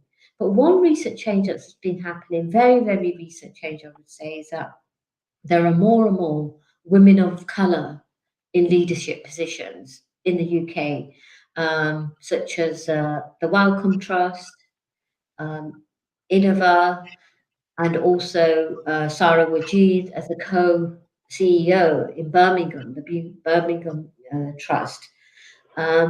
And interestingly, there's a regional issue there as well. In many of our interviews and conversations, we found that women of colour saying you're more likely to get some, you know, way in the Midlands than in London, and I think that's really telling. Not that you know, it's been solved, the issues of racism and gender, but maybe the culture is different in terms of, you know, tensions of class and whiteness. But Catherine, you've also been observing a lot of changes, haven't you? Yeah, I mean, for me, the changes were stark, and I don't want to sort of romanticize the field. There's definitely still, you know, a lot of white front of house staff in roles which have more power, and the change, I think, for me has been profound because there's been far more will from the top as well. So there's actually, you know, there's governmental decisions. There's a desire to actually see representation, and also a demand for exhibitions that are more representative, which drives this shift. The things during COVID, particularly for me, were striking. There were people who were running museums with food places within them. There were schools. There were real and religious sites. So places actually seeing themselves as a multifunctional community entity. Seeing that space is really live and full of potential, even when it's closed. And also just the bargaining that people were able to do. I spoke to, and I can't use names here, unfortunately, but a Black museum professional in a private gallery who actually set their own terms when they were offered the employment and just said, only if I have, you know, I'm paraphrasing them, but carte blanche to move on and change things. And then indeed did, and made this big sort of emphasis on the archive. So these kinds of behind the scenes as well. Changes I also saw really as something live, people becoming scientists coming through. So the kinds of things we might not think about, we're thinking of the gallery, were also really shifting. But the other thing I think also, because I was going to say, doing this research and then teaching here in the UK, is there's also been for me a really surprising and an amazing emphasis in terms of students. So both, I taught museums at Goldsmiths before, and now I teach in art history at Kent. And the emphasis that people have not on the kind of debates that used to happen, like, you know, should work be returned, or how do we do this, or can change be made? They're much more rigorous now in terms of, we moved on from that, and students themselves are really pushing for what should museums be and how should they change, which is lovely to teach, I have to say. It makes it. Yeah, I think that question of where does the change come from is something that came up a lot with interviews with women who work in the museum sector in the UK, and thinking about the creation of not only opportunities but of spaces, of new spaces in which that kind of very classed, very gendered, very racialized norm can be challenged. And for our work, networks were central to that. Networks that were creating opportunities for people to come together. Networks like Detox Museums, which is for museum workers at any level, for people of colour, and then the Women Leaders in Museum Network, which founded quite a long time ago now, and it's quite long-standing. And looking at those different models and those creations of networks of solidarity, and also kind of bringing those conversations, the conversations that we're having now, really into the sector. So generating questions. So we've been involved with the group Space Invaders that took their title from Nirmal's book, because that was such an inspirational kind of model for them to think about analysing or reflecting on their own spaces. And I think certainly there's reflective questions being raised. Those tensions between, is personal success, is becoming the director of the gallery, the same as or valued in the same way as a sector-wide change in terms of whether that's the who's involved, who's getting paid for roles, but also the kind of work that's being displayed, the kind of contracts that people are on. So things like precarity and short-term contracts. So just thinking about that point about in a lot of smaller museums, there's a lot of women directors actually now. They're massively overburdened, and they're not only the director, they're also kind of the front of house manager and the accountant, and doing all these different jobs at once. And that was something that came up a lot, just in terms of why is the sector attracting more women? And one of the implications being of our research, and I think women were just bluntly saying themselves, is the pay, that kind of men are not attracted to the sector because in the same way they might have been in the past, because the pay isn't as good. But on the other hand, it means that the ability for people who are kind of independently wealthy or upper class to go into the museum sector remains there, because the amount of pay they get from their primary job isn't as much. So where do you think you'll be heading next? How will this research continue in the future? Tiki, do you want to start off on that? Yeah, there's so many strands. What can I say? One of the things that I've been doing with GlobalGRACE is trying to capture and then build on the stories that people tell. And one of the things that I'm really keen on doing is so making imagery that materializes these kinds of changes that are happening, and collecting stories about change, and then building those together with stories that people are wanting to make within the museum space, and then taking these into. Sorry, I've got quite a lot of echo on mine. I apologize if this is coming across on the screen. So one of the things was that yes, so to take these ideas that people are offering, all these rich ideas, and then work with people within other museum spaces. So actually take up those museum floors and start to actually think literally about how you make real embedded change. One of the interviewees who I spoke to talked about how she was concerned that she wasn't always able to facilitate homeless people coming into the museum.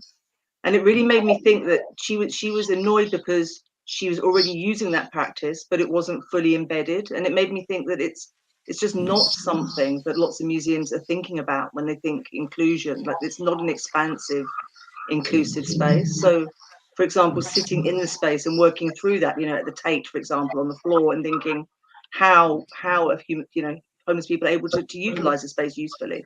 How else could it be used or formed? So those kinds of things I'm really interested in. Physical, embodied change. Yeah, I think we started off this conversation this morning, this event this morning, with Yasmin talking about language and as discussing the different meanings and weights that words carry. And I think museum is an excellent example of that. That this is a structure of colonial imposition. It's a statement of nationalism in many ways. It's often staking a claim to knowledge, a certain kind of knowledge, a claim to be able to represent ourselves, but particularly other people's. And so it carries all that weight. So that question of what does a different form of museum look like really kind of challenges that the whole construction of what that word means to people. Neville, for you, where's the research going next, or where's the work going next? Yes, well, we're all writing a book, aren't we? And there are certain pairings, aren't there, in our concepts. So there's an issue of joy, you know, where Siobhan has discussed the joy people feel in work, therefore self-exploitation, and the joy in the pain, and this language of resilience in a climate when funding is so, you know, being slashed left, right, and centre. And also, even though people are, say, with respect to women of colour, are rising to these levels, it doesn't mean the tensions have not gone away. The tensions of the impossibility of being there is still lived. And on top of that, we have a backlash going on, especially in the UK, with this notion of heritage, that people are feeling that we're taking their history away by rethinking it, by putting the facts on the page. And that is really, as you say, Siobhan, embodied by those staff. You know, the discussions on slavery, when they're discussing them in the sector, they're felt, there's a pain there. And there's a legacy that needs to be addressed, which is very, very hard to address in the UK. But yes, for me, it's about, as you say, turning it around, Tiggy, turning it around, you know, pivoting it somewhere else. And it means occupying the space, flash mobs, but it also means we've got to be attentive that we're not only thinking about, you know, rising on the ladder, as you say, Siobhan. So it's got to be vertical and horizontal change. And they don't translate together. I'm especially interested in the quiet activism that's been enacted by women of colour in their roles in bureaucracies, in museums. I just have to end by saying I'm actually sitting in the Compton Verney Museum Gallery now because, and this is a moment, I would say, there's an exhibition called Master G's Photography, a photographer who came from India to Coventry in the 50s and created a studio. And now this is a moment, it's a real moment that these photographs that we were on our mantelpieces, in our albums, or we sent to loved ones across the world, transnationally, are now in this old mansion, colonial military mansion. So it's not that we've arrived. I think that's where the conversation's beginning. Yeah, I just wanted to add to that as well. For me, working here, so research here, and like working with the British Museum space, looking at it, one of the things that for me was really striking is that we're not talking about spaces that we are undoing. We're talking about spaces that are constantly remaking this history. You know, I went to the Courtauld a few weeks ago, and the collection has literally been closed. It was going to make a new refurb, and then you see the same hierarchical structure reproduced again and cleaned up and smartened up, so it looks even more authentic. And I think it's a tough ask as well. And I think it's really, I think that idea of the struggle and the resilience, for me, one of the things that I think was really powerful in South Africa was the fact that the networks, as you say, Siobhan, the fact that, you know, you pass from one person to another who is actually making change and finding support networks to do this work, which needs doing. Yeah, absolutely. Well, it's been an absolute pleasure working with you both in our own network, our own spaces of exchange together for the last few years, and I'm looking forward to it continuing. So thank you so much, and see you all soon. Thank you both. See you soon. Bye. Bye.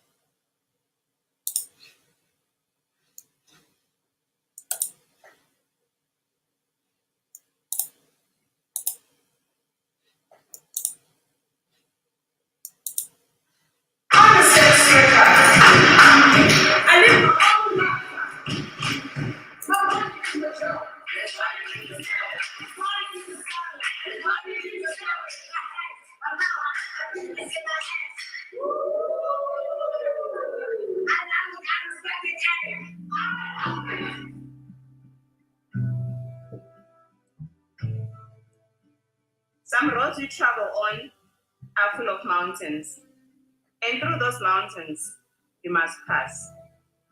In those mountains, there are rough, high, small flat roads. Myself and others, we find places on the way so nice and beautiful. We find wanting to stay instead of moving on.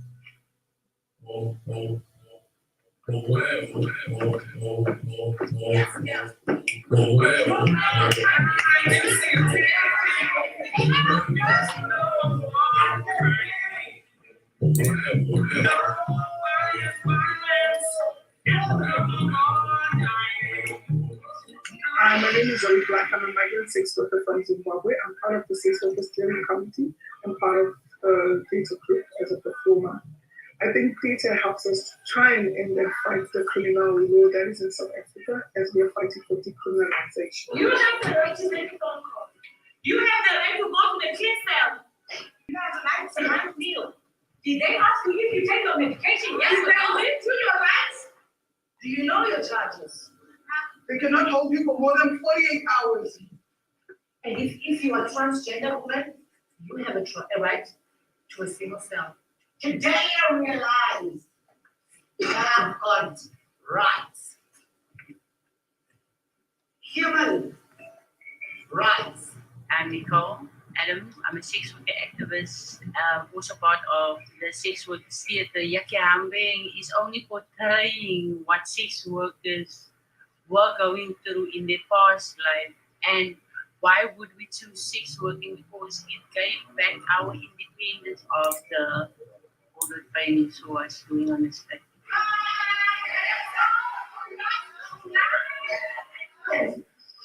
No, send a guy to me to his place and he told us he likes me. It's not that I come down. Give me mine. What do we call that? What? We call that sex making. Oh, really? Yeah. So I'll never stop doing that because I enjoy it.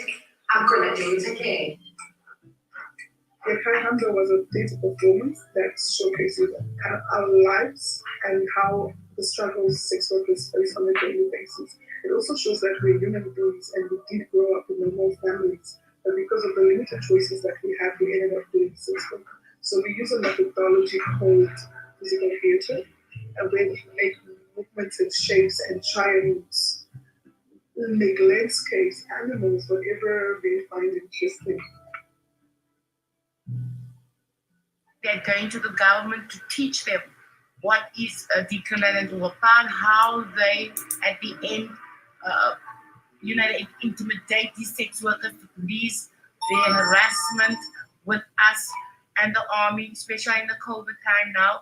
We had a lot of honesty from them, not treating us properly as sex workers in Cape Town.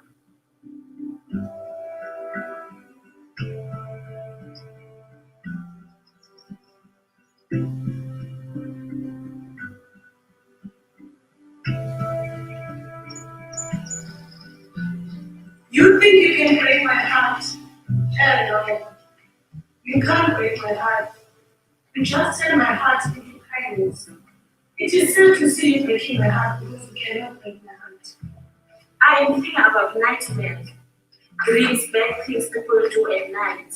Rape, hijacking, robbery, other evil things. People think they are not seen when they do such things, but at the end, they get catch up. Some are not found. They are left with a guilty conscience. As well, straight only existing in the dark. The break of dawn makes my soul sing. The mother appoints a reputation to uphold. She is scared of the hidden light still that is in the light of day. Because my weakness to unbelievable, but discriminalization is still to put all of this queries. It gave me a chance to share my experience as a sex worker that is HIV positive and give other people hope and treatment and tell them that the treatment is the key to live your life.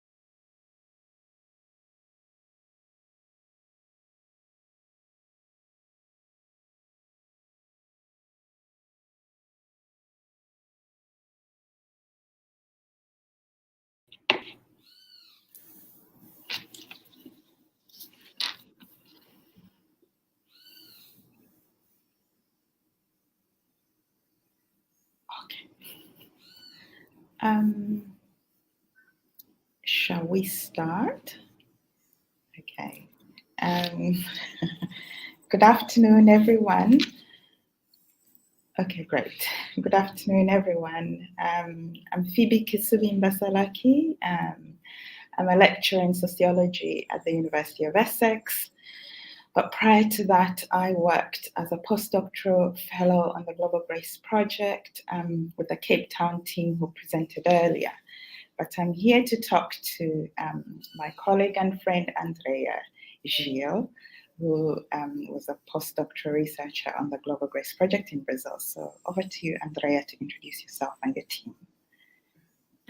Bom dia, good morning from Rio de Janeiro. So nice to see you again, Phoebe. Hello, everyone here with us.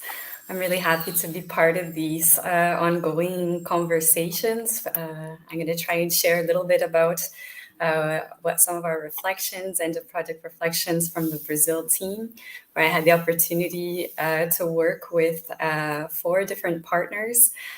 We had the Observatório de Favelas do Rio de Janeiro with the primary interlocution of Isabela Souza, as well as Uniperiferias, Instituto Maria João Aleixo, partner to the Observatory of Favelas, also with Instituto Pro Mundo, together with Tatiana Moura, and our university partners, also where I'm at, the Instituto de Relações Internacionais da PUC-Rio, together with my colleague Marta Fernandes. So today I'll try to bring some of the ongoing questions that have come up along our work together these last number of years, and no doubt the questions that will persist for ongoing collaborations. Thank you, Andrea. Great team, and I look forward to unpacking some of your work here in this conversation. So the first discussion will interrogate from the emergence to the center, the title of our conversation here, but also the title or focus on your specialist class. I'm wondering if you can interrogate this a little bit and tell us what this means to your work. How did you make it happen, and what kind of infrastructure was needed to ensure this happened? Thanks so much for the question, Phoebe. I will try and share the screen here to see our specialist class that posed this challenge, that cut across a lot of our work from margins to center. So I remember, 4 years ago when the project was starting, Phoebe, we had a lot of conversations and debriefs about our experiences working in peripheralized and marginalized territories where interventions always come from the outside in. And whether in sort of development-like projects or through traditional educational methods, we see again and again the kind of marginality being reproduced through the need for external mediation, through paternalistic prescriptions, and so on. And so this is a kind of challenge that we constantly deal with, right? So one of the ways that we tried to deal with this in the Brazilian team was experimenting with artistic residency methodologies. Yeah, and the idea of the artistic residency methodologies is essentially to challenge many of these sort of top-down unilateral approaches to social transformation, yeah, and create a kind of environment necessary in order that each person can assume autonomy over their own research processes, identify, the problems and potential solutions that make sense for them and through the languages that they have access, and create their own systems of reference. Yeah, so a lot of the culmination of these experimentations in artistic residency methodologies, there were a number. We had Masculinidade no Bela with Jimmy. We had the Passinho Carioca residency that you've already seen, the video dance that came from that. And a lot of this started to build toward the consolidation of the Free School of Arts, ELAN, a Escola Livre de Artes, where we had the opportunity to systemize a lot of these artistic residency methodologies. Yeah, so in this context, we had 12 artists from Rio de Janeiro's favelas and peripheries that essentially were part of a collective experiment, yeah, where each person was sort of encouraged to take on their own processes, but through a sort of shared collective agenda, right? So in the 2020-2021 residency, the agenda was to rethink masculinities through an intersectional perspective. So in a way, the idea is that taking on sort of their own artistic processes through their own artistic supports, each person could redimension, the research agenda, the kinds of questions, the kind of approaches to masculinities that make sense, but in relation to other people also, doing this kind of work, because as we know, autonomy only makes sense in relation, yeah? So in contrast to a lot of sort of individual notions of empowerment, the artistic residency methodologies is a way to try and retrain these relationships, right? And this includes educators, curators, artists, in order to enable this effective recentering, right? So that each person can develop approaches to dealing with shared problems, on their own terms. So that was a bit about what we tried to do. And in this specialist class, we map out some of these dilemmas and invite people to also experiment with some of these mapping approaches to think about the kinds of infrastructure necessary to develop, this kind of collective autonomy that we've been talking about.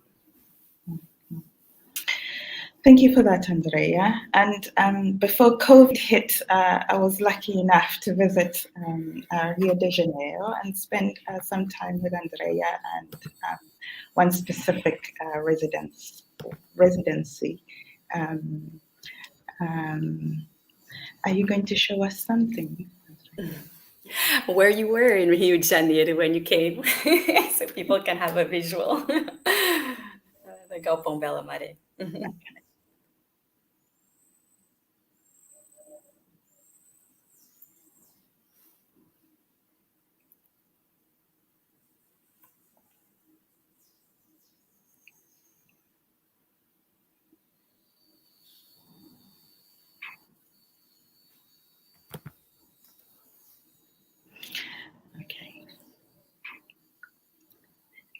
Was that it then, or do you have something else to add there?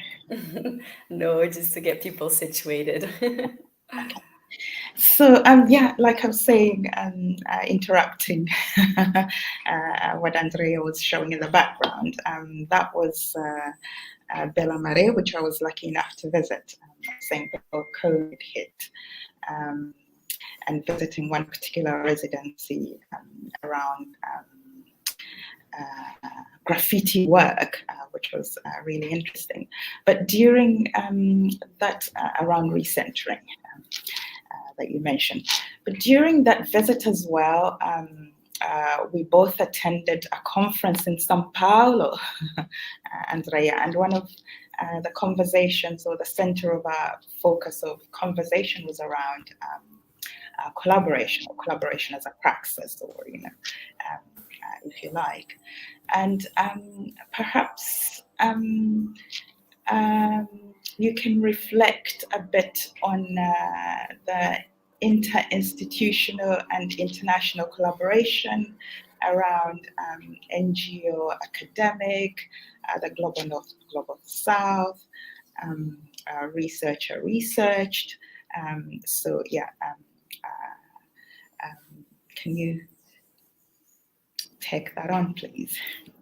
Yes, indeed. These have been ongoing conversations. Yeah, as I was sort of put in the beginning, of our conversations by Yasmin, we're talking about a lot of different experiments. Yeah, in the kinds of collaborations that's possible.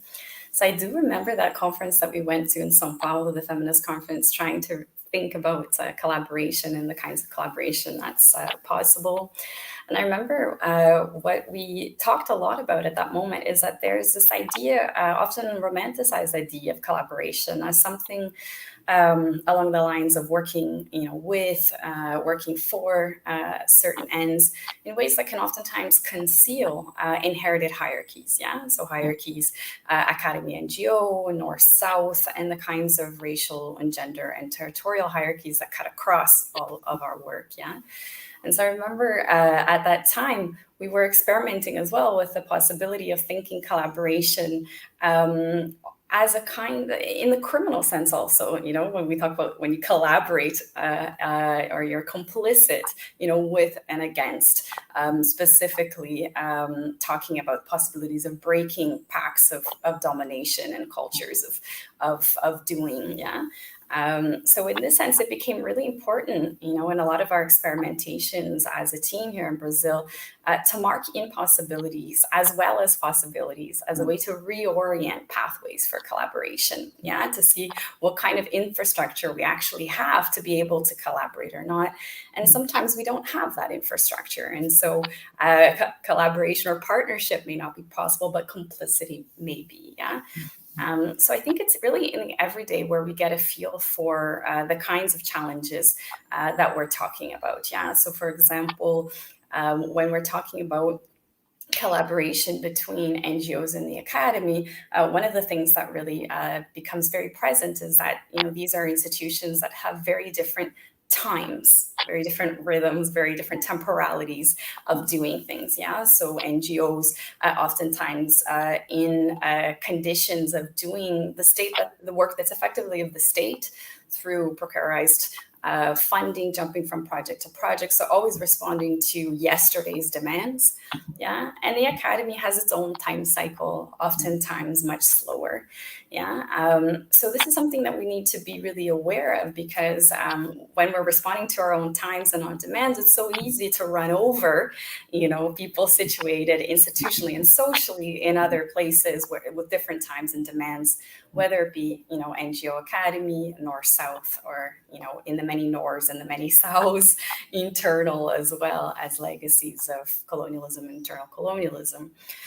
So taking these kinds of power relations seriously in our everyday work made it that we had to rethink the key concepts guiding our work. So for talking about gender violence, for example, it became impossible to deal with gendered violence and masculinities without dealing with state violence, which is essentially what structures the fields and the languages and the grammars through which gendered forms are made manifest. Yeah, so we're talking about a country where every 23 minutes, one Black youth is assassinated.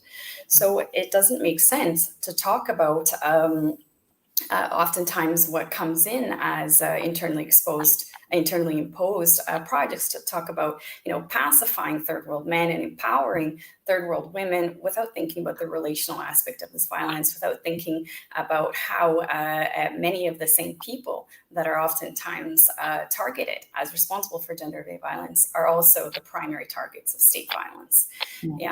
So dealing with this constant alignment and realignment of research agendas and action agendas made it that we were able to rethink what it means to collaborate and do this in a way that's responsive, to the kinds of priorities and demands that each of us sort of need to respond to from our own place, on our own time.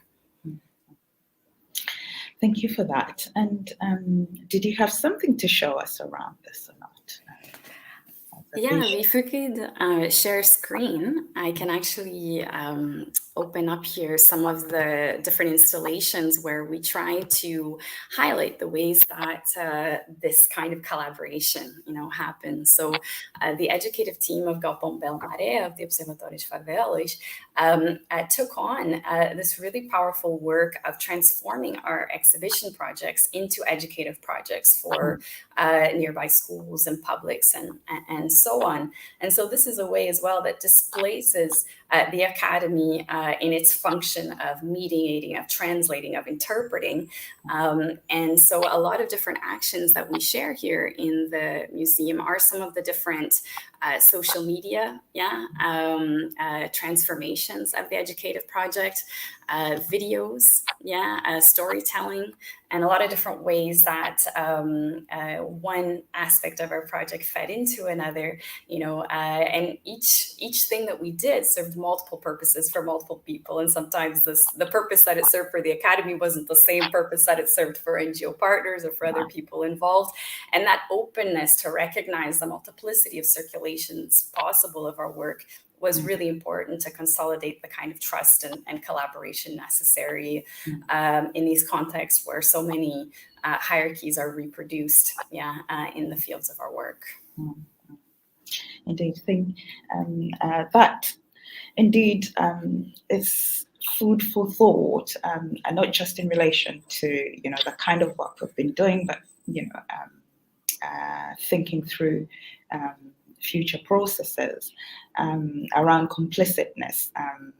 But indeed, I recall various conversations around the impossibilities of collaboration and time. And I think, I missed the South African presentation, unfortunately, because I was busy teaching. But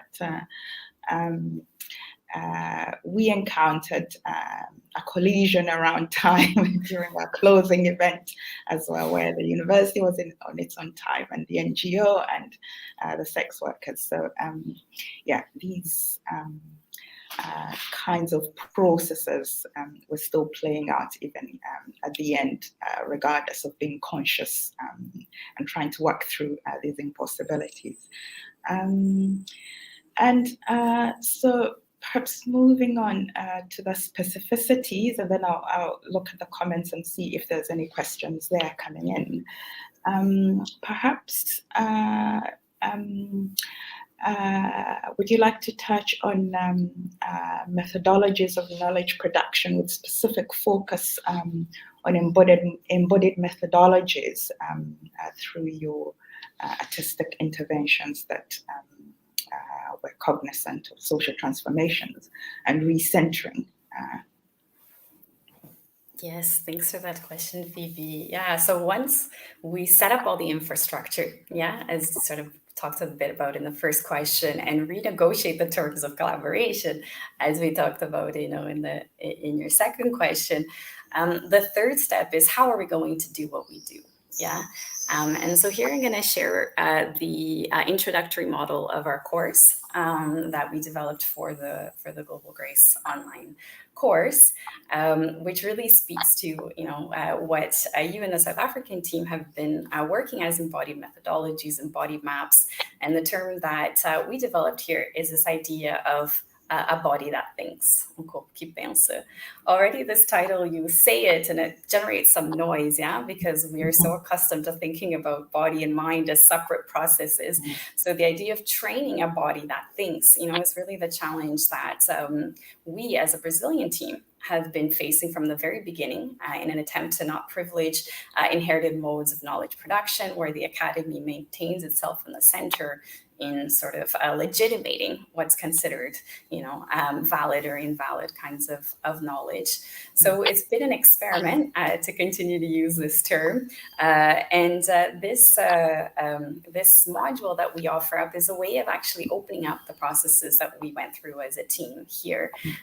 So it actually came about in a really spontaneous way when in our 2020 dance residency, where you actually saw the video dance at the beginning, in the laboratories of creation of the performance, one of the artistic residency, Ayeshka Souza, with the support of our two facilitators, Andresa Jorge and Simone Alves, proposed a sort of warm-up exercise, really similar in a way to what Sado was developing, as a touch-in before we begin our work with the breathing exercises, where we're kind to wake up the body, but in a way that focuses on the alignments and disalignments between body, mind, and spirit. So we actually were really lucky that day to have people recording. And so the sound object that's on our introductory course is from that day, from the warm-up exercise, which ended up actually becoming one of the scenes of the video dance, where Ayeshka provides a series of stimulus for us to move our bodies thinking in certain ways. So it starts with think like a man, walk like a man, dance like a man, and a number of other expected and unexpected things to do while you're sort of channeling, a way that a man, whatever that means to you, would do. And isolating each part of the body. So isolating first, your feet, and then moving up to your knees and your hips and your shoulders and your head, and it's something that seems a bit complicated when you talk about it, because you're like, how do you walk like a man with your head? It's like, what? That would make no sense. But the idea is that in the isolation of each part of your body, while you're thinking, while you're channeling something, certain alignments and disalignments are revealed, right? And then after this, she proposes to do all that thinking like a woman. And the same sort of walk like a woman, work like a woman, and so on. And then in the final moment of the exercise, very unexpectedly, it's think like a person. And so in the contrast of all of these exercises, we see how much our body stores ideas, sometimes that we don't rationally agree with. And so this is a kind of a research process as well. So this idea of embodied knowledges that has cut across a lot of our experimentations with the Brazilian team, in a way also speaks to the wager on arts. So we wager on arts. We have to, unfortunately, wrap up. We're running out of time. Yes. But your last thoughts, please. I was just closing with this idea that our wager on arts is really about democratizing, these research processes and debates, but it's also about broadening our modes of perception, broadening our imagination, dealing with the limits of a lot of sort of rationalizing approaches that don't get at inconsistencies, cynicism, contradictions, and to rethink about the kinds of transformations that are actually necessary. So it's a bit about that. Indeed. Oh, thank you so much for that. I mean, this could go on for a while, but we've run out of time, and but lots of connection with South Africa, and I think that has been alluded to by those who presented about it. But thank you so much, and thank you everybody for listening. Bye. Thanks so much, Phoebe. Thanks, everyone.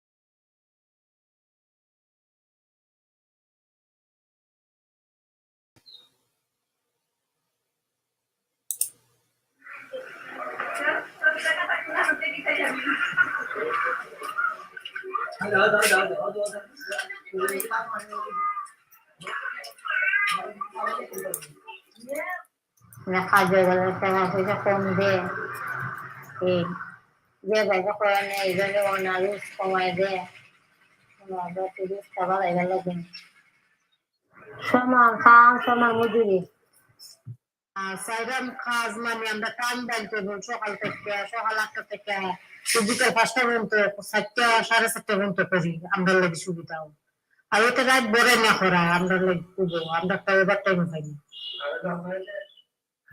কামের জায়গায় নির্দিষ্ট সময় চাই বেশি কাজ করলে এটা বলন টাকা দেয় না ওভার টাইমে টাকা দেয় না কমাই দেয় টাকা আনলে যাও এই টাকা দখন নাই ওভার টাইম করাইলে পয়সা দেয় না অতিরিক্ত কামের অতিরিক্ত মজুরি চাই কাজে গেলে ক্ষতিপূরণ দিতে মানুষের অ্যাক্সিডেন্ট হলে তারা দিতে সবাই তো দেয় না কামের জায়গায় দুর্ঘটনা ঘটিলে ক্ষতিপূরণ চাই মালিকের ওই কন্ট্রাক্টদারের আমরা ক্ষতিপূরণ চাই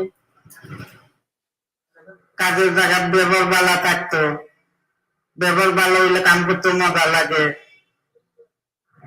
কাজের মানে মিস্ত্রিরা পরিবেশ ভালো হইলে কাজ করতে ভালো হইব কামের জায়গা মিস্ত্রিরা মহিলার সাথে খারাপ ব্যবহার করলে বিচার চাই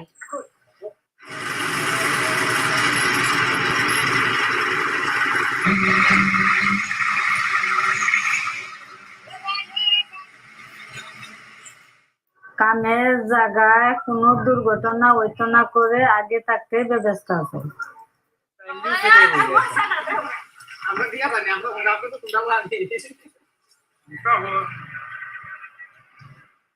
কামের জায়গা মালিকে এক বেলা খাবার দিতে হবে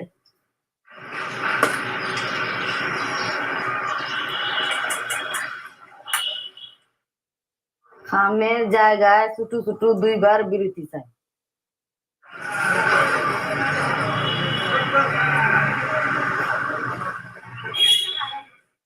কামের গুড়িতে বিভিন্ন ধরনের সমস্যা এড়াতে পরিচয়পত্র চাই আর বাংলা করে থাকি পরিবেশ ভালো করতাম চাই বালা বাড়ি ঘুরাইতাম ভালো একটা ঘর তুলতাম মনে করি বেতন বাড়াই রে আমরা তো রুম ভাড়া দিতে পারলাম না বালা রুম দিলাম না বালা বাসা বাড়ি ঘুরতে থাকতাম চাই বালা কাপড় চোপড় কিনতাম কম টাকায় বালা করে থাকতে চাই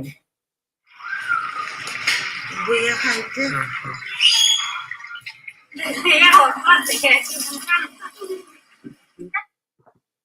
কাজের জায়গা বাড়িতে মানে খাবার পানি আর বাথরুম চাই কত দিয়ে কত রাখুন না তারা তো না বললে যাইবা তো এক জায়গা তো আর এক জায়গা তো এই জায়গা কাজের জায়গায় যত টাকা পুরে নিবে কাজের পরে এত টাকা ঠিকাদারকে দিতে হবে যার স্বামী তো কাজে জানা জানা হিসাবে ফেরত আহে কথা মনে না সব ক্ষেত্রে নারী পুরুষ সমান অধিকার চাই কাজ পাইনে একদিন যাইলে 3 দিন যাইতে পারি না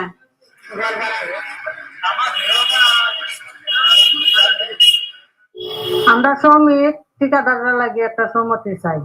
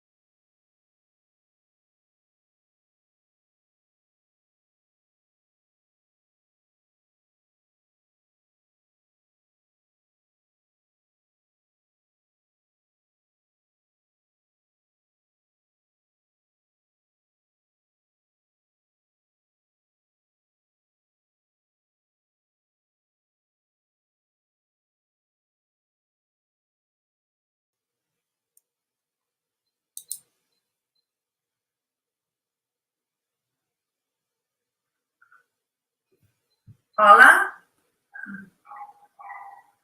Hola, buenos días. Aquí en Brasil, en Río, ya es buenas tardes, mas imagino que ahí están en Chiapas, ¿cierto? Son buenos días aún. Entonces, buenos días. Buenos días, Marta. Hola Marta, hola Bella. Bueno, Buenas tardes. Bueno, yo quisiera empezar un poco hablando de nuestra primera experiencia conjunta, que fue en Londres en 2018, en nuestro primer encuentro del GlobalGRACE, y desde entonces hemos notado una serie de cuestiones, de elementos comunes en nuestras apuestas políticas, en los problemas que atraviesan tanto Brasil como México, o como América Latina en general. Entonces voy a empezar haciendo algunas preguntas para Aldo. ¿Qué elementos comunes descubrieron en los contextos de Brasil y de México? ¿Y qué apuestas o estrategias decidieron generar a partir de estos conocimientos? Gracias, Marta. Bueno, decir que donde estamos nosotros en Chiapas, en la organización Voces Mesoamericanas, trabajamos con contextos en personas que viven una crisis constante de empobrecimiento que afecta en el desarrollo de su vida de toda forma. Si bien algo que notamos y que pudimos abordar con el equipo de Brasil durante la realización de este proyecto, en un primer momento, fue darnos cuenta de cómo pues estos modelos globales de violencia, económicos, políticos, están implantados en toda América Latina y nos afectan de maneras parecidas. Creo que un elemento importante en Brasil fue reconocer también esta diversidad de pueblos indígenas que existen en la región, poder comenzar a hablar también de todos los pueblos afrodescendientes, también en México presentes. Entonces, de alguna manera fue tener una aproximación de todas las problemáticas que se viven en México, y en Brasil también desde una lógica ya de mucha organización social y política por parte de estos grupos. Creo que este fue uno de los elementos que nos permitió conectar entre los equipos, porque nos dimos cuenta que las realidades y lo que intentábamos cambiar aspiraba a un modelo de justicia social, es decir, en el que todas y todos pudiéramos estar viviendo y coexistiendo en paz y en armonía.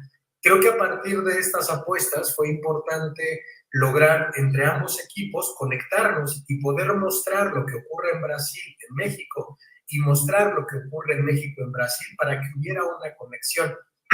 Hay una barrera que es el idioma entre el portugués y el español, pero creo que esa poco a poco se pudo superar gracias al reconocimiento de problemáticas similares, violencia, discriminación, violencias de género, lo que se vive en Brasil, lo que se vive en México, pero también se pudo conectar desde las propias apuestas de cada una de nuestras organizaciones, de nuestros equipos, de nuestros espacios, darnos cuenta que estábamos construyendo apuestas comunes que apuntaran a la paz, que apuntaran a la justicia, que apuntaran a darle voz a quienes no tienen voz. Creo que eso podría ser. Sí, de acuerdo, Aldo. Yo creo que a pesar, aunque tenemos idiomas distintos, acabamos hablando el portuñol, ¿no? Que nos unió, y es eso. Yo creo que también, aunque vosotros estaban más conectados con el ambiente rural, indígena, y nosotros con el ambiente urbano, de las poblaciones afrodiaspóricas, nosotros conseguimos vislumbrar una serie de opresiones que atravesaban esos contextos. Opresiones y violencias, como tú dijiste, interseccionales, de raza, de género, de sexualidad, de territorio, y también yo creo que un elemento que nos conectó mucho fue también que pudimos ver las luchas, ¿no? Y cómo las luchas se cruzaban, las luchas por reexistencia, por justicia social, y para usar el término del proyecto, por culturas de igualdad en América Latina, ¿no? Entonces yo creo que fue muy importante que realizásemos el PCE, que es este seminario que hicimos conjuntamente Brasil y México. Bueno, sí, yo creo que fue muy, muy importante que pudiéramos entre los dos países latinoamericanos tener estas coincidencias y mirar nuestras realidades, ¿no? Conjuntas. Y yo creo que algo que nos pasó y que compartimos muy cercanamente fueron nuestras apuestas metodológicas, nuestras apuestas pedagógicas, ¿no? Para nosotras desde acá, desde México, pues obviamente la educación popular desde Paulo Freire es un referente fundamental en todo lo que hacemos, ¿no? Todas las luchas brasileñas de los pueblos diversos, urbanos y rurales, y su referente teórico y pedagógico de Paulo Freire, pues ha sido muy importante en nuestro quehacer cotidiano. Y bueno, en ese sentido yo también quisiera preguntarle a Marta, ¿cuáles fueron las metodologías pedagógicas que ustedes desarrollaron en el proyecto de GlobalGRACE? ¿Y cómo crees que estas metodologías han impactado en ustedes como equipo, a nivel personal o a nivel de organización?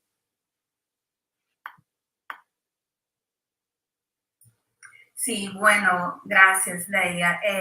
Yo creo que, primero, nosotros no llegamos con metodologías como listas, porque no creemos en esta idea de una metodología universal que pueda ser testada ahí con las comunidades.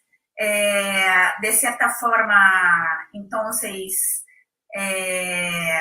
no partimos de esta idea, ¿no? Del sur global o de esos territorios como territorios que apenas de algún modo reciben, ¿no? Metodologías o teorías, pero que también son productores, ¿no? De conocimientos, de saber.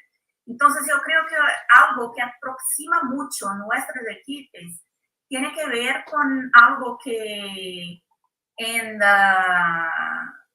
con una idea, por ejemplo, que transita mucho en el Observatorio de Favelas, que es el paradigma de la potencia. O sea, no mirar para esos territorios como territorios apenas de violencia, de ausências, de pobreza, pero también como territorios de creatividad, de inventividad, de potencia.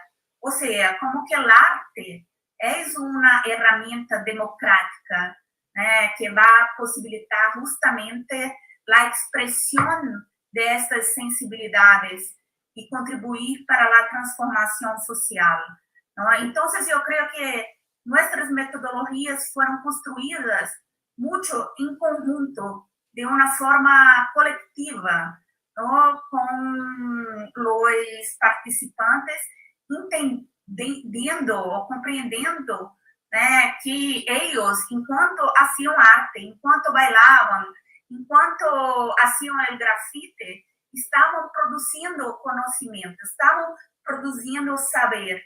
Entonces se hizo mucho a partir de los procesos. Es claro que teníamos que tener los productos, y eso obviamente generó una negociación de temporalidades, porque una es la temporalidad de ahí, de los procesos, del territorio, de las demandas efectivas de él, y la otra sabemos que son las demandas del proyecto, de la academia, ¿no? Entonces fueron todas negociaciones, ¿no? Que tuvieron que ser hechas cotidianamente, ¿no? en el proyecto. Y claro, ¿no? Y tú citaste Paulo Freire, ¿no? Que es una referencia en términos, ¿no? De una uma pessoa que estuvo envolta com a educação popular, né, em termos de transformação, e as experiências que tivemos aí, né, em Chiapas, também me recordou muito o Paulo Freire, e mesmo, né, Augusto Boal, do Teatro do Oprimido, para o qual o arte no, tiene una dimensión política, ¿no? Nuestra apuesta fue esta, la arte como una herramienta política de transformación del mundo, de la realidad, y no apenas un reflejo de esta realidad. Claro. Sí, a mí me gusta mucho esto que ustedes nombran como el paradigma de la potencia. Para nosotras es como la posibilidad, ¿no? Esa fuerza que tiene la posibilidad de hacer haciendo. Nosotros también decimos, tenemos ciertas propuestas pedagógicas y metodológicas, pero la verdad es que se construye cuando estás con las personas haciendo, ¿no? Haciendo en gerundio, que se va construyendo todo el tiempo. Y eso puede ser a veces una cuestión que puede provocar ciertos nervios porque no tienes todo bajo control, ¿no? Y algo que tenemos que aprender cuando se trabaja en este tipo de procesos es que tenemos que aprender a no tener todo bajo control, a que la incertidumbre también es parte de asumir que las cosas se van a ir moviendo y que al final las personas van a responder de muchas maneras y de maneras muy creativas a lo que se vaya presentando, ¿no? Y eso a mí me parece que es para ustedes una potencia, para nosotros una posibilidad de transformación y que siempre inspira. A mí me parece que siempre cuando estamos con los procesos y con las personas hay una sorpresa, ¿no? Esta capacidad de sorprendernos por la capacidad que tenemos de inventarnos nuevas formas de resistir y de crear. Y pues bueno, en ese sentido, Marta, yo quería también preguntarte, ¿cuáles recuerdas que son como los principales momentos de intercambio que hemos tenido entre los equipos de México y Brasil?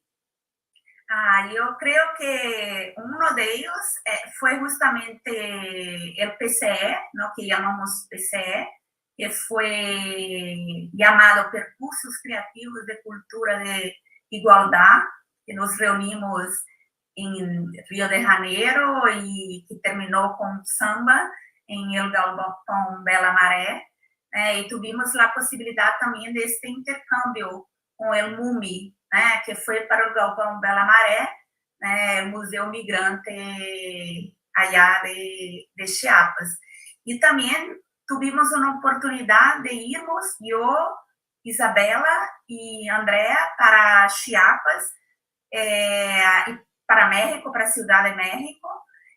Quedamos 10 días allá, tuvimos la oportunidad de conocer mejor el trabajo hecho por voces mesoamericanas, y también participamos de un taller de teatro con una comunidad indígena, con niños, y pudimos ver realmente, ¿no? Como tú dijiste, ¿no? En la práctica, en el hacer, como que el teatro ahí se conectaba con las experiencias, con la vida diaria, con el lenguaje cotidiano de aquellos niños. O sea, los niños y nosotros como actores, y los niños como protagonistas, ¿no? de sus vidas y generando este proceso, como tú dijiste, de sorpresa, que de facto, inúmeras situaciones que vivenciamos allá me causó esta sorpresa de lo que podríamos construir colectivamente. Y como ahí se experimentó justamente invenciones, salidas,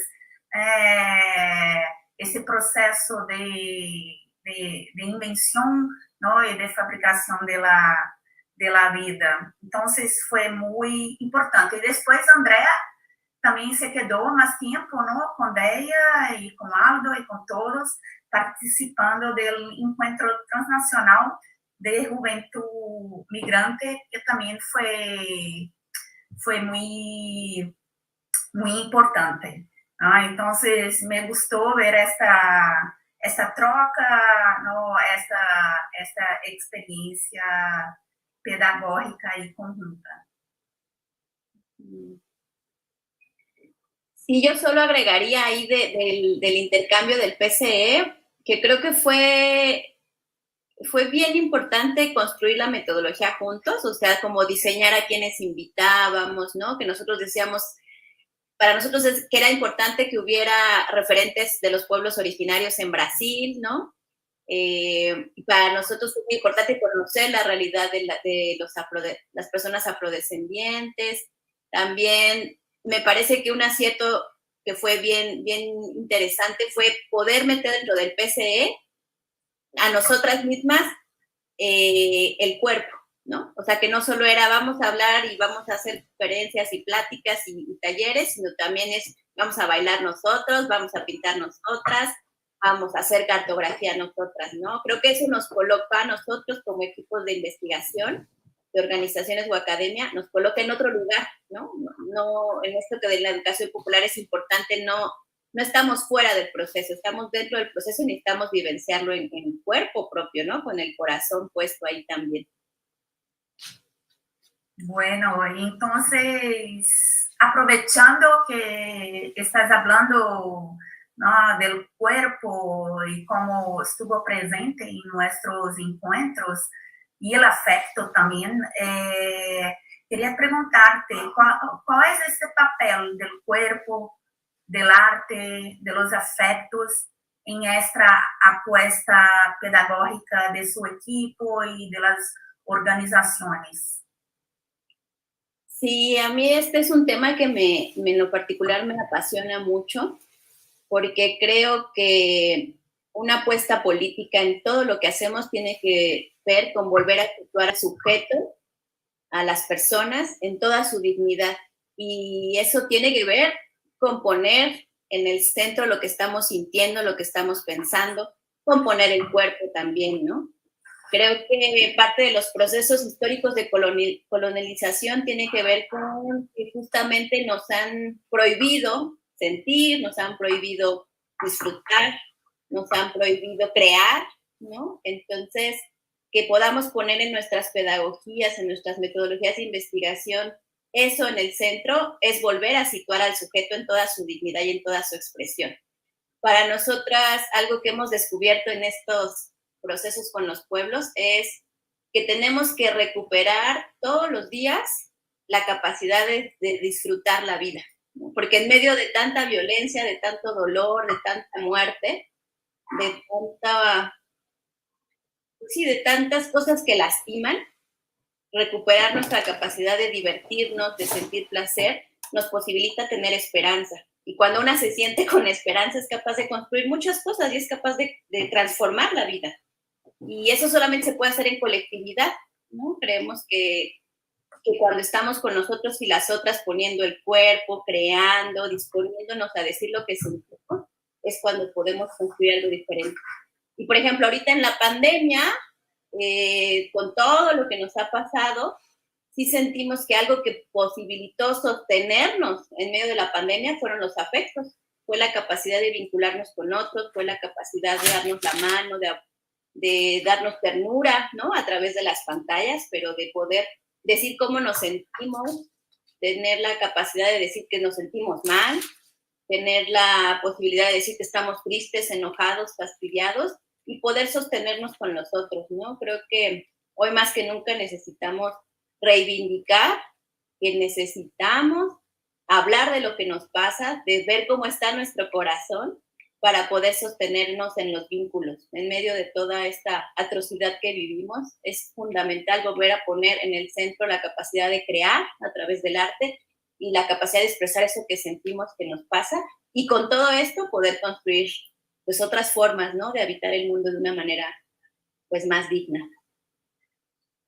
Gracias, Deya. Y una pregunta para poder ir cerrando, tal vez solamente preguntarles, aparte de los planes que podamos tener como Equipo México, Equipo Brasil para el futuro, y porque evidentemente este proyecto algo que nos deja es este vínculo que podamos hacer nuevamente entre nuestras organizaciones, grupos y personas. Al final creo que eso es una riqueza grande de este proyecto. Yo les preguntaría por último, ¿Cuál podría ser un recuerdo que cada una de ustedes tenga muy presente de este momento, de lo que ha implicado este proyecto, y qué les trae ese recuerdo a ustedes? Bueno, yo creo que el recuerdo, y voy a continuar en esto que Daya está diciendo, dice mucho respecto no a un evento o a un momento específico, pero al afecto, o sea, a todo esta dimensión que, enfim, estamos, por lo menos en nuestra sociedad, acostumbrados a que el cuerpo sea algo que esté conectado con el capital, con el trabajo, movimientos repetitivos, y pudimos realmente ¿no? ampliar las posibilidades para hablar de posibilidades y potencias, ¿no? de nuestros cuerpos como instrumentos del saber. Entonces, hasta me acuerdo de una canción latinoamericana que es de Violeta Parra, que es Volver a los 17, cuando ella dice, lo que puede el sentimiento no lo ha podido el saber. Y después ella dice, solo el amor con tu ciencia nos vuelve tan inocentes. Entonces, yo creo que eso es el recuerdo y espero continuar otros proyectos con vosotros. Tú, Aldo, compártenos un recuerdo y una canción. Creo que el recuerdo importante es solamente el de entre todo, pero el poder haber convivido el equipo México en la favela y el poder haber vivido de cerca con una familia esta realidad que implica la marginación, lo que implica la periferia, lo que implica las orillas, creo que ha sido algo de lo que más logró nutrirme a mí en términos de nuestro trabajo, y también dentro de toda esta desesperanza, la construcción de las personas de sus propias formas de esperanza y de motivación por seguir luchando y por seguir viviendo. Creo que eso sería algo de lo más importante, y una canción que utilizamos durante todo este periodo, que siempre creo que ahora toma más fuerza cuando conoces otro lado, la canción de Latinoamérica de Calle 13, creo que toma mucho más sentido en cuanto a la lucha, en cuanto a los sentidos de sin perdón, sino perdonamos, no olvidamos, estamos en la lucha. Creo que eso será algo permanente de las personas en Latinoamérica. Eso, gracias. Pues gracias por compartir. Nos seguimos viendo. Hasta luego. Gracias. Hasta luego.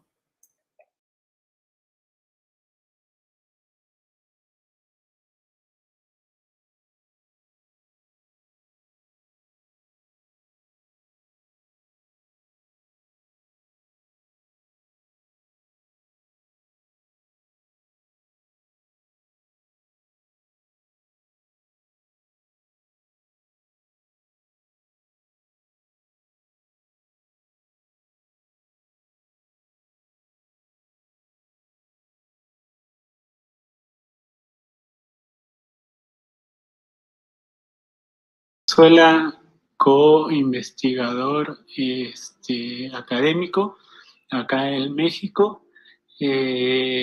Bueno, nuestro proyecto se llama Por el Buen Vivir y el Buen Migrar, creando culturas de igualdad a través del Museo Migrante en los Altos de Chiapas. Es un proyecto que vincula las cuestiones pedagógicas y artísticas para crear incidencia en las comunidades. GlobalGRACE ha ayudado de una manera significativa, en primer lugar uniendo la cuestión académica con las actividades que se realizan desde la ONG. Por otro lado, ha fortalecido las dinámicas y los procesos con los que se trabaja a través del MUMI, del Museo Migrante, y también ha hecho redes que fortalecen entre distintos países, entre distintas ONGs, entre distintas academias, temas en común que estamos trabajando, cada uno a partir de... Hello, I am Carlo Paolo Pocolor, and I was a fellow for fiction in the GlobalGRACE LGBTQ National Writers Workshop in 2019. To be part of a National Writers Workshop dedicated to LGBTQ writing is just that. The joy and pleasure of being among other LGBTQ writers and the joy and pleasure of such fellowship. We, LGBTQs, usually say something along the lines of as a lesbian or as a gay guy, as our introduction when we present something of us in the world. I would say as a gender non-conforming, non-binary person, and proceed to say this and that, but being in the company and being surrounded by folks that utter and dream of a different worlding and desiring that need no such introduction is something close to being home as an individual and as a part of a sprawling, shifting collective. GlobalGRACE affirmed that for me, aside from being someone who writes, but as someone who sees and lives their life queerly. So, thank you, GlobalGRACE, for that.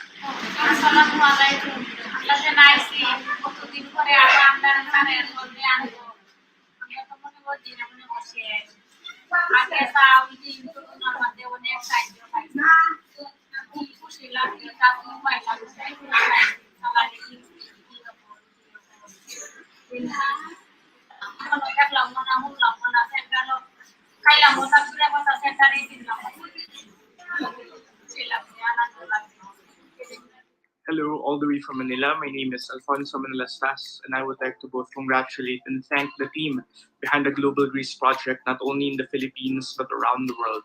It is such a great accomplishment. We've been able to create this little community that we've built, and it's such an honor for me to have been a part of this whole journey, not only as a fellow of the National Writers Workshop in the Philippines, but also as a mentor for the recently concluded Artist Residency Program.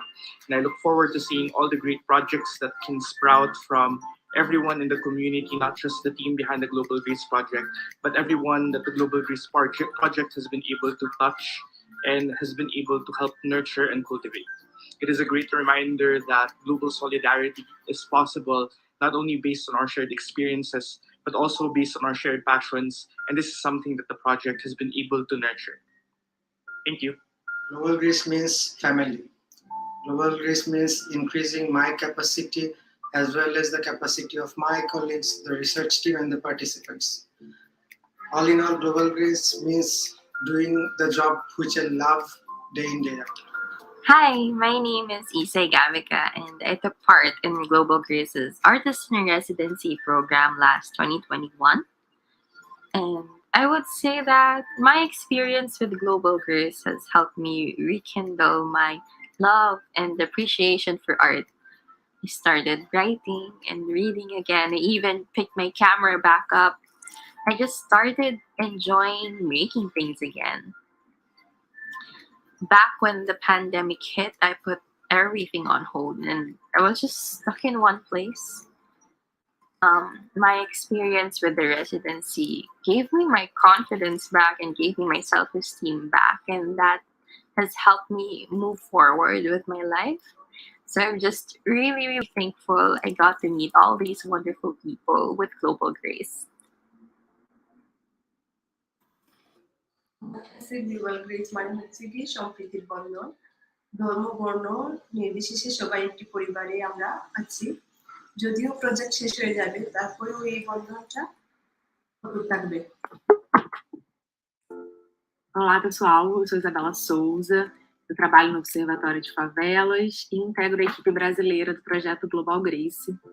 Bom, para mim, GlobalGRACE significa a gente ter uma oportunidade única de afirmar a partir de iniciativas articuladas e integradas de 5 fortes países do sul global, que as artes são ferramentas para visibilizar sujeitas, territórios e questões periféricas.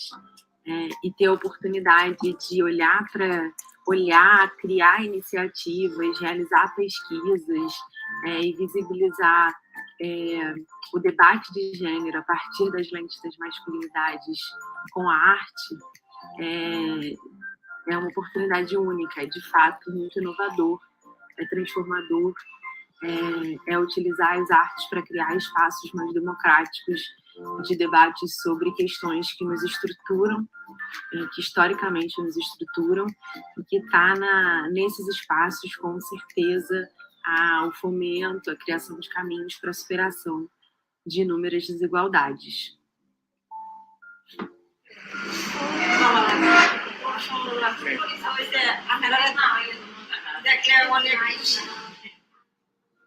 Hey, Global Grace. I am Mrs. Tan, performance artist in resident batch 2001. First of all, I would like to thank Global Grace. Because of you, I discovered that I can also be Ian. Actually, before I entered Global Grace Artist in Residency Program, I really thought na kilalang-kilala ko na si Mrs. Tan. Pero, nung tinanong nila ako, first day pa lang nung session, who are you rather, as an artist? I will never forget that question. Doon ako nag-startle. Kasi, kilala ko si Mrs. Tan, which is my art form. But, sino nga ba yung artist na gumagawa kay Mrs. Tan? For so long, hindi ko na-confront kung sino ako as Ian. Never ako nagkaroon ng lakas ng loob na gamitin yung pangalan ko kasi feeling ko si Ian ay isang mainang tao na walang ilan gawin kung hindi sumuko. But because of Global Grace Artist in Residency Program, of course, with the help of my mentors, Ma'am Richie and Sir Ross, na-realize ko na I am more than that. And I personally have my own issues, own battles. And I just need to discover what is the nature of that problems, what is the nature of that battles, what is that battle that I have within me. Kasi sabi nga ni Sir Ross, when you can name it, you can tame it. And right now, I'm still in the process of discovering who Ian is, of having power through Ian. And actually, this Artist in Residency program allowed me to discover, explore, and empower not only who Mrs. Tan is, but also who Ian is. I would like to personally thank my batchmates, my mentors, and also to everyone who supported this initiative by Global Grace. Without you, these queer artists won't be able to express themselves, free themselves, empower themselves, and represent themselves as their truest selves. Thank you for giving us the voice and also the vision to move forward amidst these times that even breathing is something that we're afraid of. So with that, thank you very much.